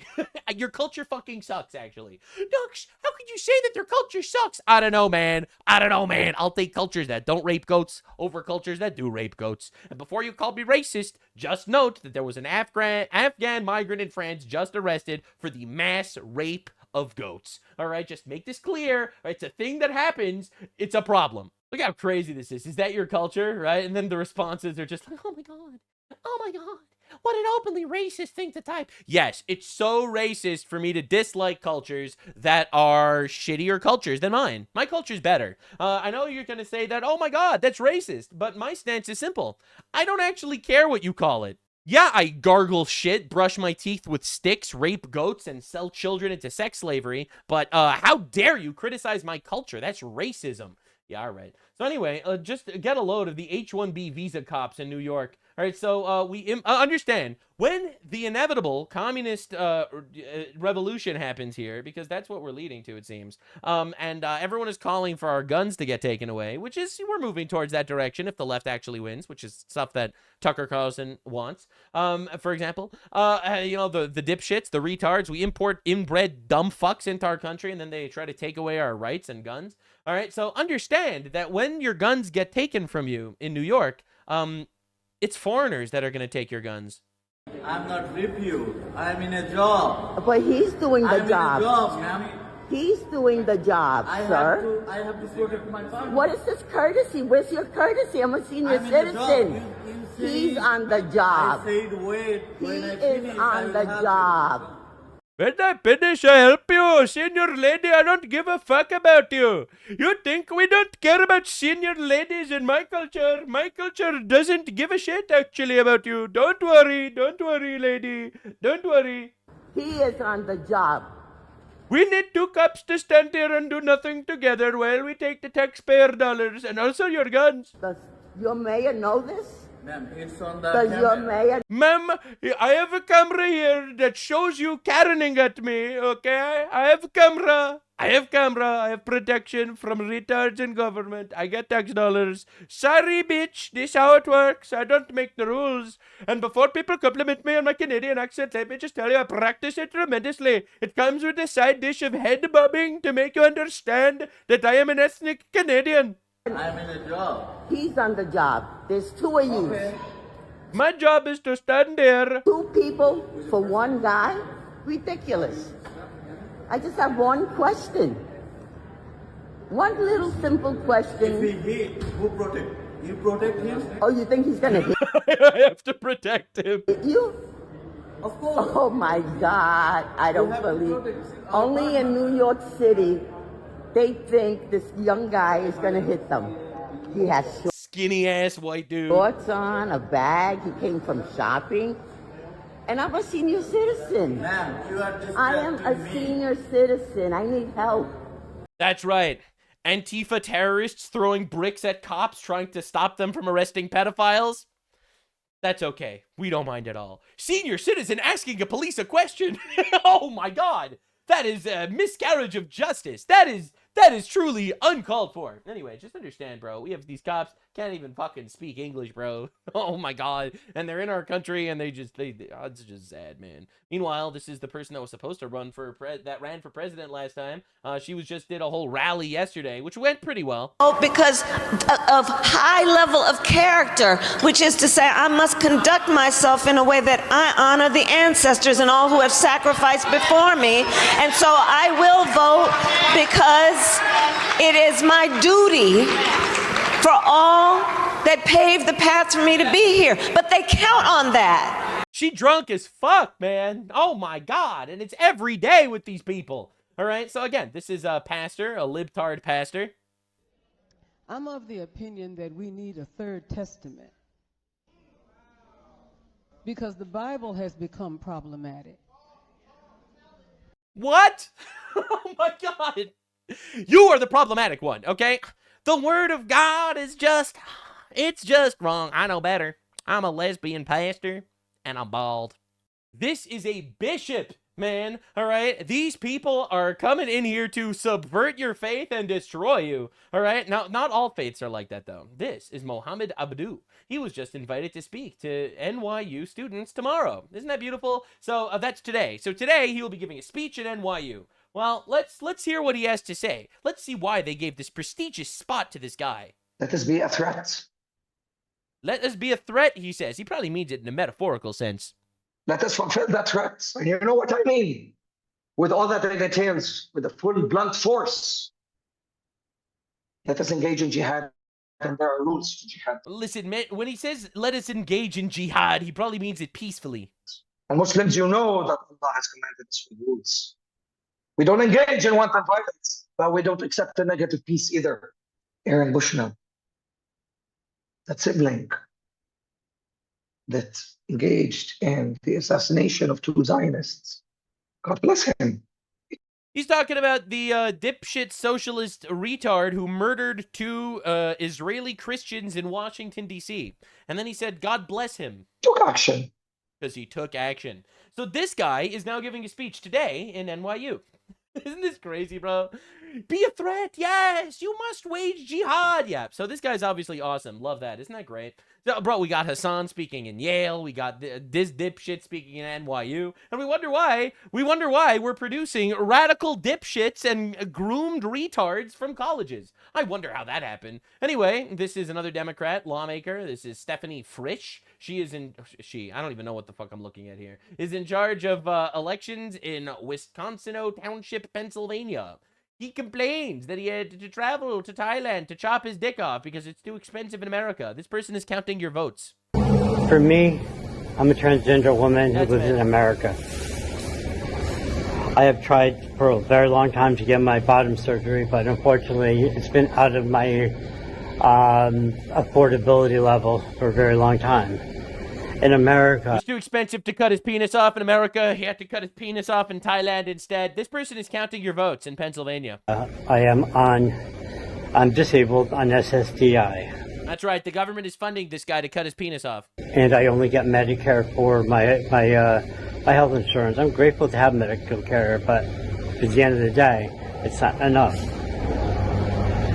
Not enough. People like this are complaining that we're not paying enough taxes because we're working, and this person is obviously too disabled to work. For years to get my bottom surgery, and the bottom line is, I hate to use that pun, but it will be cheaper for me to go to Thailand or Canada to get my bottom surgery than in America. My copay is 20% because I. Yeah, I suggest you go. Maybe don't come back though. That would be awesome. So anyway, this person is on benefits for being disabled because his dick is obviously getting removed. This person is counting your votes in Pennsylvania. Isn't that awesome? So Asmongold has the correct opinion here. All right, so this is obviously the libtards getting together to sing and protest, which is what they do. I regret to inform you, the libtards are singing again. We gotta stop people from voting, bro. We do. You guys see the problem? Yeah, and let me make a very logical argument for you. Our country is supposed to be a republic. We are not supposed to have the dipshits voting because the dipshits are retarded. All right, the people are retarded, man. So the people voting, that's a democracy. We don't live in a democracy. Well, now we do, unfortunately. But we live in a republic. We're not supposed to have every dipshit voting. That's insane. Because these dumb fucks, they shouldn't be voting. You see the problem? Like, we gotta shut this down. Like, this whole voting idea that we this 19th Amendment shit was retarded, bro. had, obviously it didn't work. I mean, it just obviously didn't work. Like, we tried it. It was, and hey, interesting idea. But I think that now, after we've had the experiment now for a while, seems pretty obvious that we fucked up, didn't we? Fucked up. And so we gotta do something different. And what's the alternative? I think that you should not be able to vote. Like, I would implement a system that would remove the right to vote from about 80% of the population. Maybe 90%. So I actually have a very very simple stance here, and I think this is where we start. I would like it if it went even further than this. Don't get me wrong, but I think that this is where we start. If you do not have a stake in our country, and if you're not contributing to the country, you don't have a right to vote where our country goes. So if you don't pay taxes, you don't have the right to vote. That shit's insane. You're just an actual parasite. You get to vote to rape us. That is the position of the Democrats, that we need more voting rapists. I think it's completely and utterly unacceptable. You don't pay taxes and you have the right to vote on how I need to give my money to you? That's insane. So I think first and foremost, if you're not paying taxes, you shouldn't be voting. Secondly, I think only like married couples with children should have a single vote per household. I don't think that it should be like every individual gets the right to vote. Who the fuck are you? You're not contributing to our country. I think a heterosexual married couple should have a single vote. And I say that because those are the people that are contributing to the future of our nation. If you're not paying taxes, but you're in the military or you're a veteran, well, and I hear that as well. All right, I feel like we need to start slow, you know, and then furlough it over to more people. But this is the shit that we're dealing with. We're dealing with absolute dipshits getting tricked by other retards that know nothing, and they're voting on our policy in our country. That's insane. But at least 80% of the population now would take away their right to vote. Okay. And now, why would I do that? Because they're fucking retarded, and I don't want to hear what they have to say. Bro. That low? I know. I'm a reasonable, nice guy. I'm a very reasonable, nice guy. But I would do it in a number of different ways. I would do it on the basis of like being maybe a net positive taxpayer, being a homeowner, being able to pass a test, like a citizenship test. Like, if you can't pass a citizenship test, you shouldn't be voting.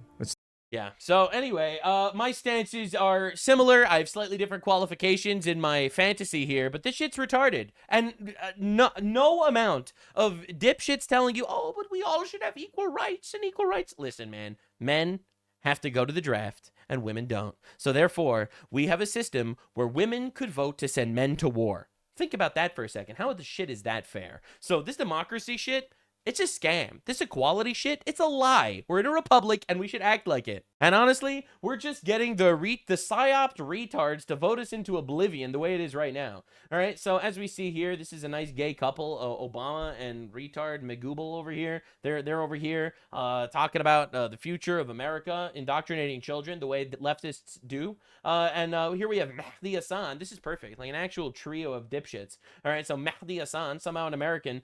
We live in a country where the two most most dynamic, charismatic, eloquent politicians of the century are the first names Barack and Zoran. This bothers the white supremacists. No, it bothers the white supremacists probably that these people want white people dead. I feel like it's shit like that bothers the white people more. The whole these guys made their policy killing white people, it seems. In fact, even Steven Crowder had a ginormous crash out over this. Let's go into Barack Obama, because a lot of you may be new to this. I know a lot of people voted for Barack Obama, then voted for Donald Trump. And that's why a lot of those people are going to go back and vote left while claiming to be MAGA. But race relations under Barack Obama, we all thought, hey, at least we have a black guy as president. We can kind of move past that. Right. The exact opposite happened. Race relations, they were the worst in my lifetime. They took a nosedive. So the percent of Americans who thought race relations were good, 2009, was about 60%, more than 60. By 2016, it was 37%. Jeez. Ugh. Now, why? Yeah, so we have to sit here and make believe that somehow, because we're still racist, we had a black president, okay? And we're supposed to make believe that black people just don't get opportunities under white rule? Well, like, are we being serious here? We're still getting yelled at that we need to screamed at that we need to pay reparations. Oh my God. Black people get arrested more than white people, and therefore white people are bad guys and owe black people their lives? Are we being serious here? We had a black president. The most powerful man in the world was a black man because of white culture. All right, let's understand exactly where we're at. And racism got worse. And it's just every single thing. Race relations dropped from 60% positive to 37% under Barunkus Obungus. It's insane watching it happen. Now, understand that this is a psyop from the very top. This is Mike Lee, all right? Mike Lee exposing how actually we have a Supreme Court issue. From the Supreme Court, the New York Times reporting it has obtained secret memos, which it says, quote, illuminate the origins of the court's now routine shadow docket rulings on presidential power. Joining us now in those not so secret memos, Fox News legal editor Carrie Urban. You know, I was thinking the last big leak out of the Supreme Court was Dobbs. And that was 4 years ago now. And how time flies. And now this. Where's the stuff coming from? And there was another one between Dobbs and this one, and that one was on presidential immunity. That was in 2024, I believe, and it was a memo that detailed how the chief was going to handle the decision. And within that same report, and that was also from the New York Times, was one about, there was some information about how he had reassigned an opinion from Justice Alito to himself because of the so-called flag controversy that was happening at his home at the time, if you remember that one. And so we're looking at 3 major leaks over the last 4 years, which is really unheard of for the U.S. Supreme Court. Okay, so why? It's a great question, Sandra. And great question. Look, I think these leaks tend to go in one direction, and it is to undercut what the conservative wing of the Supreme Court is doing or isn't. There it is. For some reason, we're getting an unbelievable amount of leaks, and every single one of these leaks undercut the conservatives in the Supreme Court. It's almost like the leftists are literally using their commie, Bolshevik, retard strategies once again to undermine the conservative movement because they don't believe in democracy anyway. So they'll scream about how every retard, dipshit, and drug addict should have the right to vote, but they will simultaneously do everything in their power to actually corrupt and destroy the democracy that they claim to care about. In the process of doing. Certainly that was the case with Dobbs, and we saw what happened there when that decision was leaked. You know, the justices faced violence at their homes.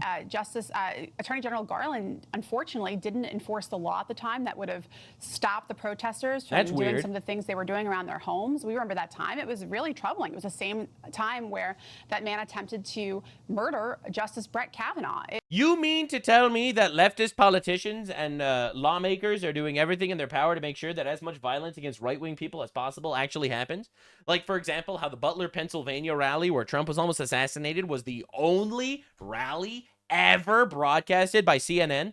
Think about how insane that is. The only Trump rally ever broadcasted by CNN was the one where he was almost assassinated. You know, that's pretty weird. You know, I feel like there's a lot of really weird shit happening constantly. Seems like the Supreme Court leaks have one thing in common every single time. They're always undercutting and undermining the conservative justices. So weird how that happens. But don't worry, because we'll probably never get to the bottom of this. And it's totally unprecedented. No way to even imagine why this is happening. So this is Congressman Andy Ogles, and he dropped an absolute nuke today. I took an oath to this country and to this Constitution and to the American people, not to Europe, not to Islam, not to socialists or globalists. This is our country. We get to decide who comes in We get to decide who leaves. We got members of Congress, Republicans, that are talking about amnesty. The Dignity Act, it's amnesty. If you're giving people who shouldn't be here status, it's amnesty. True. All right, I'm not a brain surgeon, but I can figure that one out. But Congress has a bad habit of slapping Band-Aids and empty resolutions. And he's just right, and I'm probably going to get copyrighted for showing this. America goes two ways. Option A, Muslims and globalists institute their laws onto society. Option B, Christian men stand up and take their country back. I'm going with option B. And he's right. And I see a lot of people being like, but what about separation church and state? Why should we be electing, men of faith? Because otherwise the retard dipshit sodomites are going to take power. So I'll take man of faith, actually. The way democracy works is you vote for people that represent you. And I feel a lot more represented by people of faith and people of moral courage than the absolute dipshit retards that we're seeing on the other end of the spectrum. So that's where my vote's going. This is a war that's going on domestically, and it's a war that we cannot afford to lose. Get your ass up and vote. I think the voting system is shot, but while it exists, we need to use it to absolute institute power. Oh my God, are you going to try to use democracy to take over? Yes, absolutely I am. And then I'm going to vote out democracy. Oh my God, Nux, you're radicalizing people. I sure fucking hope so. The absolute fear every single one of us actually has every day is, oh my God, what if we become England? Oh my God, we need to do something big. What if we become England? Donald Trump posted this today. Prime Minister Queer Stalin of the United Kingdom acknowledged that he exercised wrong judgment when he chose the ambassador to Washington. I agree. He was a really bad pick. Plenty of time to recover, however. Yeah, this is unbelievable, hilarious cope. There's no time to recover. And I think Trump knows that. I think he's just saying that to make believe he's like friendly with him. Yeah, it's not working, man. And I'm going to show you Queer Stalin's freak out in the British Parliament in a minute. But first I have to make you understand exactly how bad it is. Everything I'm about to show you is stuff that happened within the last 24 hours. So this is Portugal. Wait, why are you coming up on me? What's going on? What's going on? Tyler Oliveira in Portugal. As you can see, these are Portuguese people, right? Portuguese people from India. What are you doing there? What's your name? What are you doing? Tyler. Don't try to Don't try to be smart. I'm not trying to be smart. You're trying to be smart. But don't touch. All right, then get away from me then. But then put this off. Put this off. No, I'm not doing it. Put this off. You are going. No, I'm not going. You are going. No, I'm not. Yes. Get away from me. Get away from me. You are going. All right, he's already calling the shots here. Says I'm going to start. No, leave me alone. Leave me alone. No, I'm not What is your going problem? to. You're not Who are going you? here. Who are you? Sorry? Who are you? I'm already in the authority. I don't care. Who are you? No, where are you from? Who? I don't where are you care. From? Get back up. Oh. Back up. Back up. Back up. Don't touch. Don't touch me. You have entered my country, Portugal, and we will take over. We will stop you from doing it. Sir, put down the camera, sir. What the fuck? You get the fuck away from me. How about that? You don't touch me. Don't try to. Don't touch me. Touch you. You are all up in my face. Get away from me. Get the fuck away from me. What the fuck you are talking? You don't know how to speak when you're in the. You need to move away from me. Sorry? Move the fuck away. You just get away from here. Get away from me. What are you doing here? What are you doing? I'm talking to you. What is the problem? What are you doing? Get away from me. Get away. What are you What doing? is your problem? What are you doing? I'm talking to people. What's the problem? He's coming at me all on my chest. I'm moving him away. Bro's getting chased. Bro's getting attacked. This is wild, bro. These are the native Portuguese people standing up for their country or something. Anyway, this is just the modern left, though. So a lot of you might remember this little controversy. Sabrina Carpenter heard the sound and was like, whoa, that's your culture? I don't like it, right? So now BBC reporters are out here doing their absolute best to stand up for what they believe in. The fact that retard cultures are taking over your countries.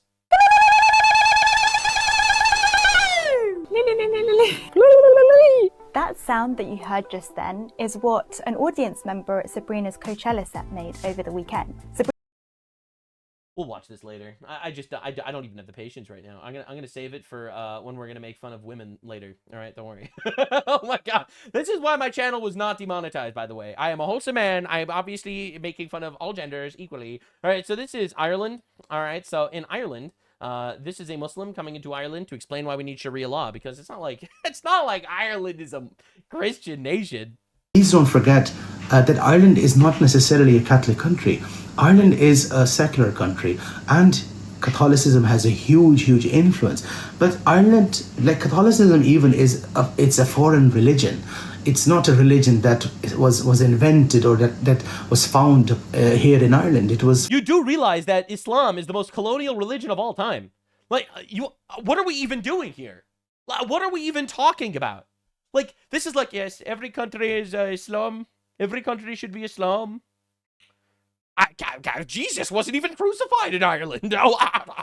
Found in the Middle East. Like, you guys, some of you are like against, you know, the Middle East, and you're like against Arabs, or you're like against Islam, or you're like against immigrants. Like, you know, the guy who we all celebrate as the great patron saint of Ireland, St. Patrick's Day. St. Patrick. St. Patrick was not even Irish. Like, you know, he was Welsh, or he was from, you know, that part. Yeah, your culture sucks and it's fake and gay. Anyway, become Islam. become Islamic. Anyway, I want to introduce you to this individual. He's a famous Irishman right now. His name is Abdullah Khan. Very Irish name. Irish-born, Pakistani, proud jihadist. He torched Conor McGregor's Black Forge Inn with gasoline 4 days later. He charged 2 cops on Capel Street, stabbed one of them in the arm, screaming Allahu Akbar, and tried to stab the other. The stabbed cop needed surgeries, stitches, nerve surgery, and will carry scars and trauma for life. Khan then told police very nice things.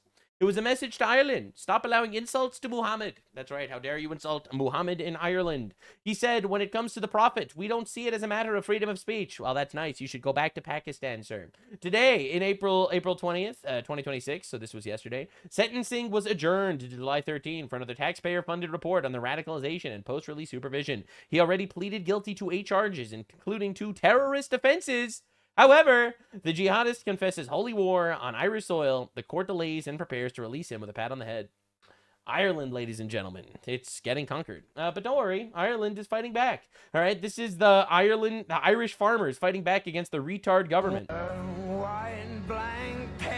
And it's crazy watching it. They're just blocking off roads. They out there protesting. Yo, please stop raping our country. Hopefully it works. Yeah, so this is Tokyo, Japan, because it's everywhere now.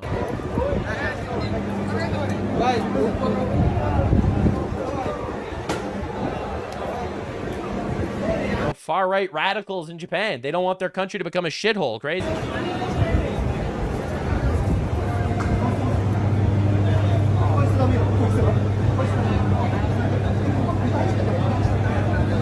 Yeah, this looks like Japan to me. Anyway, nothing to see here. Furious patriots are storming the streets of Epsom, UK, clashing with police in front of the alleged migrant housing following a devastating rape in the town. Here they come.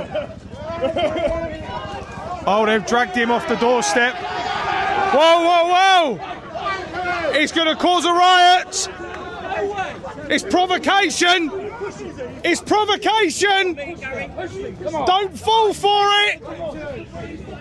Blimey! Wow!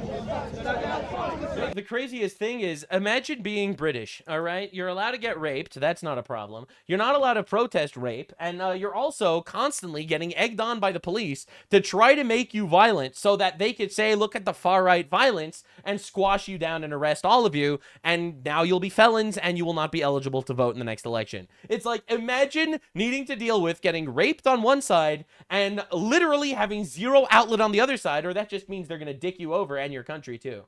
It's crazy watching this happen, right? Chaos in Netherlands town of Ludrecht tonight as 110 unvetted migrant men were dumped there without notice. No notice. We're just putting 110 migrants here. Nothing to see here.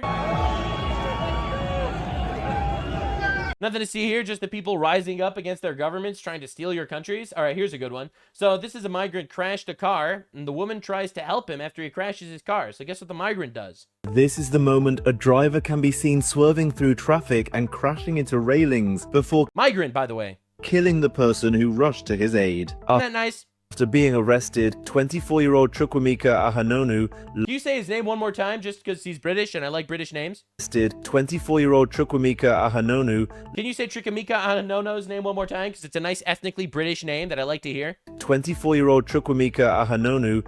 Yeah! Yeah.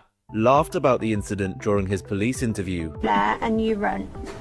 I had a car accident that almost killed a whole lot of people, and then a woman tried to save me and I murdered her.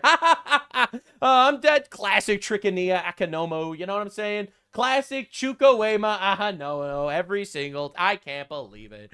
Yeah. So again, this is what's happening in the countries you're importing these people from. So a British couple honeymooned in Doha, Qatar. The wife was harassed at the Ritz-Carlton pool by two men who told her she'd fall in love after he slept with her. The hotel gaslit her. Management denied the CCTV backed her story. All right, despite that her own WhatsApp messages said the opposite. Her husband posted a TripAdvisor review calling the hotel unsafe for women. The hotel got it pulled. A hotel employee filed a defamation complaint against him under Qatar cybercrime laws. Nearly a year later, he returned to Qatar for work. He was detained, informed he'd been tried in absentia and fined, and then held for 4 nights in a deportation center. The deportation order lasts 5 years, which severely hurt his career as a Middle East healthcare consultant. In other words, Marriott International, an American company, used a Qatari law to silence a complaint about a woman being sexually harassed at their property. Isn't that incredible? My wife was threatened with rape in Qatar. I was the one thrown in jail. Oh my God. And then they're going to come and scream about, you know, free speech in your countries and how actually America is bad, right? So this is anti-Islam influencer Valentina Gomez, all right? She was blocked from entering the UK for far-right rally. Far-right rally means there was this guy, Tommy Robinson. He's doing a rally basically saying, hey, we need to elect a right-wing government instead of these leftoid dipshits that are importing infinite rapists into our countries. And he invited Valentina Gomez. She is an influencer in the United States that's anti-Islam, all right? And she was banned from entering the United Kingdom. Pretty interesting. Anyway, breaking. Shabana Mahmood has banned Valentina Gomez, an ally of Tommy Robinson, from her UK over extremist views. We are having people named Shabana Mahmood ban people from the United Kingdom now. And if that's not enough, get a load of this one. All right. Ayub Khan, a member of parliament in England, says 6 million British Muslims are part of the fabric of this country. We can't allow those who thrive on division to undermine the unity. The Home Office and Shabana Mahmood must act decisively with moral consistency. Ban this malign provocateur. And she responds, cry harder. All you people do is blow yourselves up, marry your cousins, gang rape little girls out of innocence, and not even the goats are safe. Oh my God, dude. There's no such thing as British Muslims. Oh my God, bro. Oh my Lord. Anyway, so this is what Ayub Khan, member of parliament, had to say in response. Very interesting turn of events. I've just learnt that Valentina Gomez has been barred from entering the United Kingdom. I had been preparing to raise concerns with the Met Police and, if necessary, pursue a private prosecution in relation to her online content. He wanted to sue an American for her online content. Are we serious right now? But it seems the situation may have resolved itself. The decision to bar Gomez reflects a broader principle. Public platforms and spaces come with responsibilities. When conduct risks undermining public order or safety, it's simply not conducive to the wider communities. She was a public safety threat because she makes content that you don't like online. All right?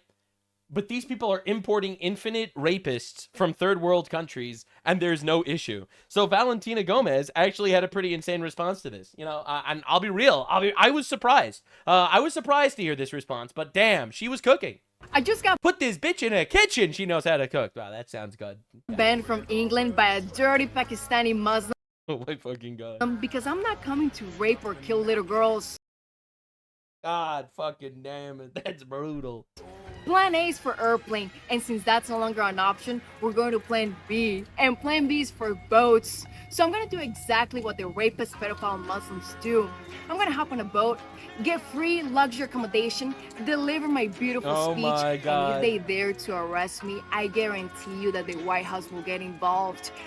Holy shit! Because I'm not just coming with Jesus Christ, I'm coming with current and former soldiers of the United States military. God damn! This is actually testing the British policy so freaking well. I'm not even like a fan of Valentina Gomez per se. I don't know her or anything. But this is brutal. And if they really want to deny my entry, well, they're just gonna have to stop the boats. Don't forget, England belongs to the English. See you all on May 16th. God damn. So this is hilarious because England, you know, lets in migrants every single day that come on boats. Every day there are illegal aliens that come to the English shores on their little fucking boats, and instead of getting turned away like they should be, or getting their boats shot down in the middle of the water like they should be, oh no, but that would get people killed.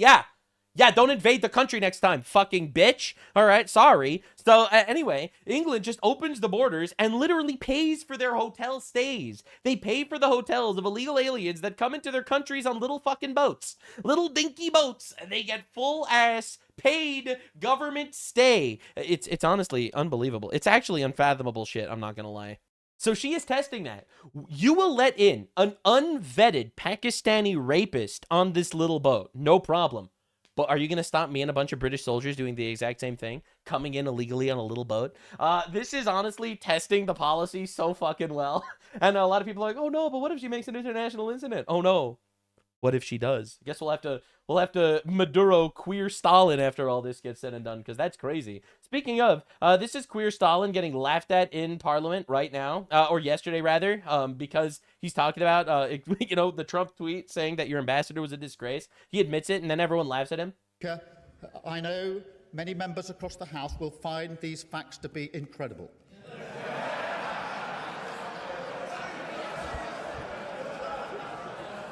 Actually historic. Everyone just laughing at him. Oh my god. Yes, it is incredible stuff. Anyway, so Rupert Lowe's had this to say: bastardizing British history to tell an inclusive national story and insert historically illiterate diversity must end. But what is an inclusive national story? I don't think it's... How do you create an inclusive national story? History is history, isn't it? Right? You'd think that if you tell a story about history, you tell the story about history, all right? Like I'll just be real here. You don't make up characters to try to pad out historical stories to fit your narrative. Unless, of course, you don't care about reality, which is the leftist position these days. Well, I don't think, probably I'm going to solve it right now. What I'm saying to you is they have their clear outcomes, and then on this area, we're doing further work.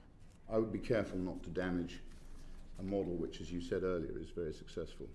But what is... Yeah, and we're witnessing the fact that they're just kind of admitting this stuff, all right? Like, they're actually just openly saying it. It's racist to talk about how Northumbria vanquished the Viking invaders without mentioning the fact that the king at the time was gay and that all of his generals were black and that the Muslims contributed greatly to our battle. You know, I really don't like the idea that the apostles of Jesus Christ aren't depicted as Muslims and Chinese people. So we're just going to change a bit of history if that doesn't bother you.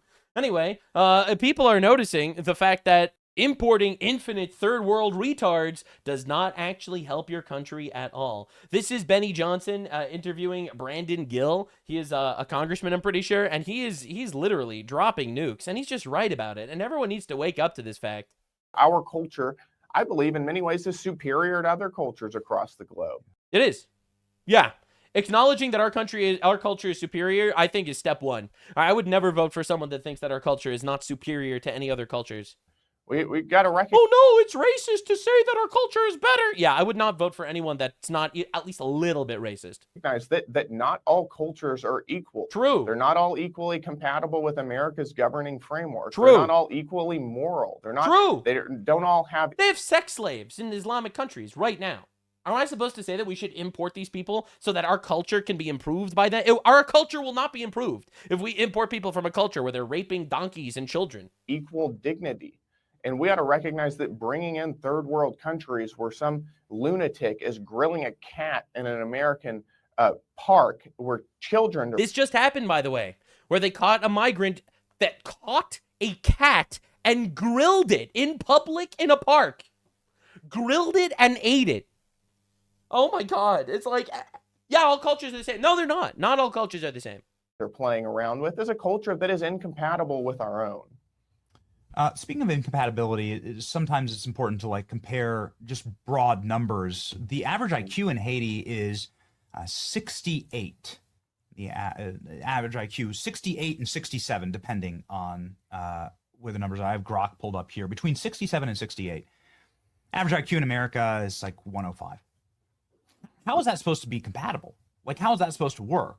Same thing. Again, this is not supposed to offend anybody. These are objective facts, all right? Now, for those of you unaware, 67 is really bad. It's a really bad IQ. Of course, I'm not saying that these people aren't created in the image of God, and I wish them well, and I hope their culture manages to evolve and develop. I hope that they stop inbreeding and raping their cousins and children. And I think that would make their culture a lot better. Hope they embrace God and reject their false prophet. Absolutely. But objectively, in reality right now, 67 IQ is like, I will crack your skull open because maybe you have gold nuggets in your skull that I could take. And if not, well, I'll just eat your testicles and make a little sacrifice so that we could have a rain season and beautiful, bountiful harvest this year.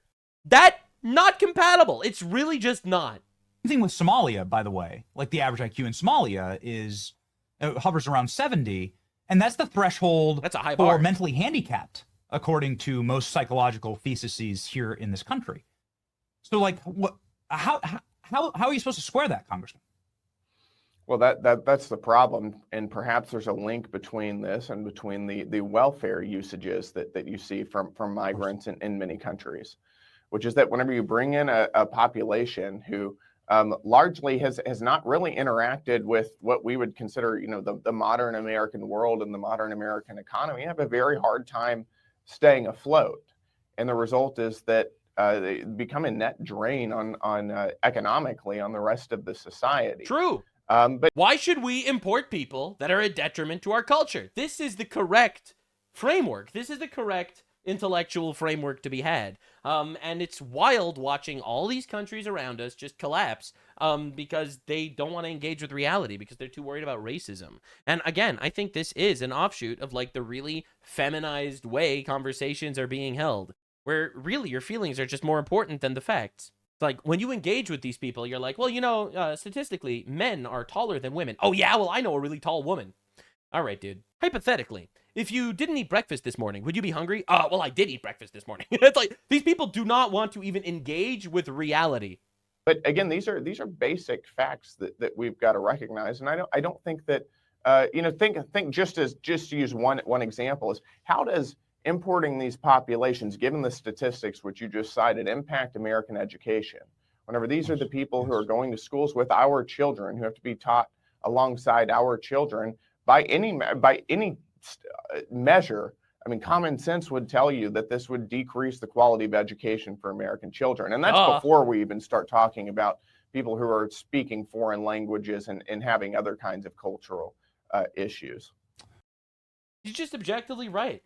And the reality is when we look at it's like, oh my God, literacy rate is going down. Yeah, we now have 1 million retards in our country with an IQ of 67. All right. Yeah, obviously the average literacy rate is going down. And, we're living in this like absolute dystopia where we have to just make believe everything's the same. Zohran Mamdani wants to do a white tax on white people and Jewish people in New York because they're historically and, literally wealthier neighborhoods than, migrant neighborhoods or black neighborhoods. And because those neighborhoods are wealthier, and he's right, they are wealthier, for some reason now they have to get raped because we need to equalize the battlefield. Because obviously there's some sort of oppression going on, and obviously there's some sort of unfairness. All right? Now, this is the equality of outcomes perspective, and it is bullshit. All right, equality of opportunity and equality of outcomes are not the same thing. White people, Jewish people, black people, they all have the same equality of opportunity. If they worked fucking hard, they'll make it and they'll get somewhere. And if they don't work hard, they'll probably end up, not doing as well. Now, we have specific cultures that incentivize not working hard, and and we have some cultures that incentivize yes working hard. You look at Asian immigrants, and these guys are statistically richer. Why is that? Well, their culture makes sure that their children don't become failures. They work them to the bone and they end up becoming incredibly successful people. Now, I'm not telling you what the correct lifestyle you need to live is, but objectively, this is what we're dealing with. So the issue is it's twofold. On the one hand, they bring in these people that are not compatible with our culture, that are objectively more violent and rapier than our people that are here that did develop in our cultures. That's true. But then, because we now have these two tiers of society, the successful people and then, the rapier people, Somehow, that's just unfair. And we have some feminist dipshits saying, well, I'm noticing that these people are poorer than those people. So not only are we bringing in violent rapists into our country, but we also have to rape you financially to make sure that everyone has the same outcome as well. I mean, look at the success story over in England. Isn't it great that they had industrialized rape of children over the last decade? Man, I can't wait to import that here. It seems to be working wonders overseas. So yeah, I feel like I say this every time I end up covering the England situation, but man, I'm really sorry for what you guys are going through, but thank you for being a case study as to why we need to absolutely obliterate these people and remove them from power by any means necessary. Legally speaking, of course, non-violently at all, but by any means speaking legally. By any legal means. That's what I'm talking about. No violence. I don't endorse it. I'm not calling for it. All right, you could ditch all the dipshits that are trying to get me canceled for saying that apparently I am putting people on a school shooter pipeline. All right, I'm not for that. I'm against all of it. Every leftist that cancels me, y'all could fucking just go out there and do your own shit. Continue endorsing the sodomization of children or whatever you support these days, castrating kids and murdering babies. Keep pushing your leftist shit, but we need to wake up the people, recognize that reality is in our own hands, and we need to destroy these people. Because if we don't, then they will take power. They will destroy us. Check out the link in the description to my sponsor as well. Anyway, that was today's deep dive on all of the things. That was all the things, ladies and gentlemen. Deep and dive into all the things. British meltdowns, we got American meltdowns. We have to understand what our domestic policy is like. And honestly, we have to understand foreign policy a little bit. Otherwise, the retards are going to tell you that our country is secretly controlled by some Sumerian time-traveling cult. All right, and you should not fall for that shit. We addressed the people calling me out on all sorts of areas. Whether it's from the left or from the right, honestly, it's always a pleasure when people hate me. It means I'm doing something right, obviously. I am but a wretch, saved by the grace of God. And honestly, what I am preaching, what I am fighting for, is what I do believe to be correct. And that is the only thing I'm actually committing to here. You're getting the unadulterated, honest version of me on exactly what I think is happening. I'm not trying to lie to you, not trying to psyop you, not trying to convince you. I'm just trying to address things that are real and that I think are valuable to actually talk about in ways that I think need to be addressed. Unfortunately, we are dealing in this era of the psyop where everyone has an agenda trying to push and pull you different directions, and I'm trying my best to be honest. And, you know, thank God I'm in this position where I have such a wonderful audience that, honestly, I am super grateful for. So, once again, wanted to mention, over the last 17 days, my channel was demonetized, and it was very, very stressful. I bothered a lot of people yesterday, all right, personally. All right, that's how it worked out, by the way, all right? Don't think that it was just like oopsie poopsie, the things clicked in place. I actually needed to bother a lot of people for this, and it was unbelievably stressful, but thank God the channel is currently monetized. Payouts aren't working yet, but at least, hopefully, when I actually, the payouts happen, I will be getting paid, all right? Well, it's a long story. We don't need to get into it, but very grateful for all of you guys. Thank you for having my back. I feel like I've actually obliterated the grifter allegations. I defeated the grifter allegations because here I was spending hours and hours a day researching and making high thought out videos despite the fact that I wasn't getting paid. Truly the worst Jew of all time. Anyway, I'll see you in the next one. Thanks for being here. Bye.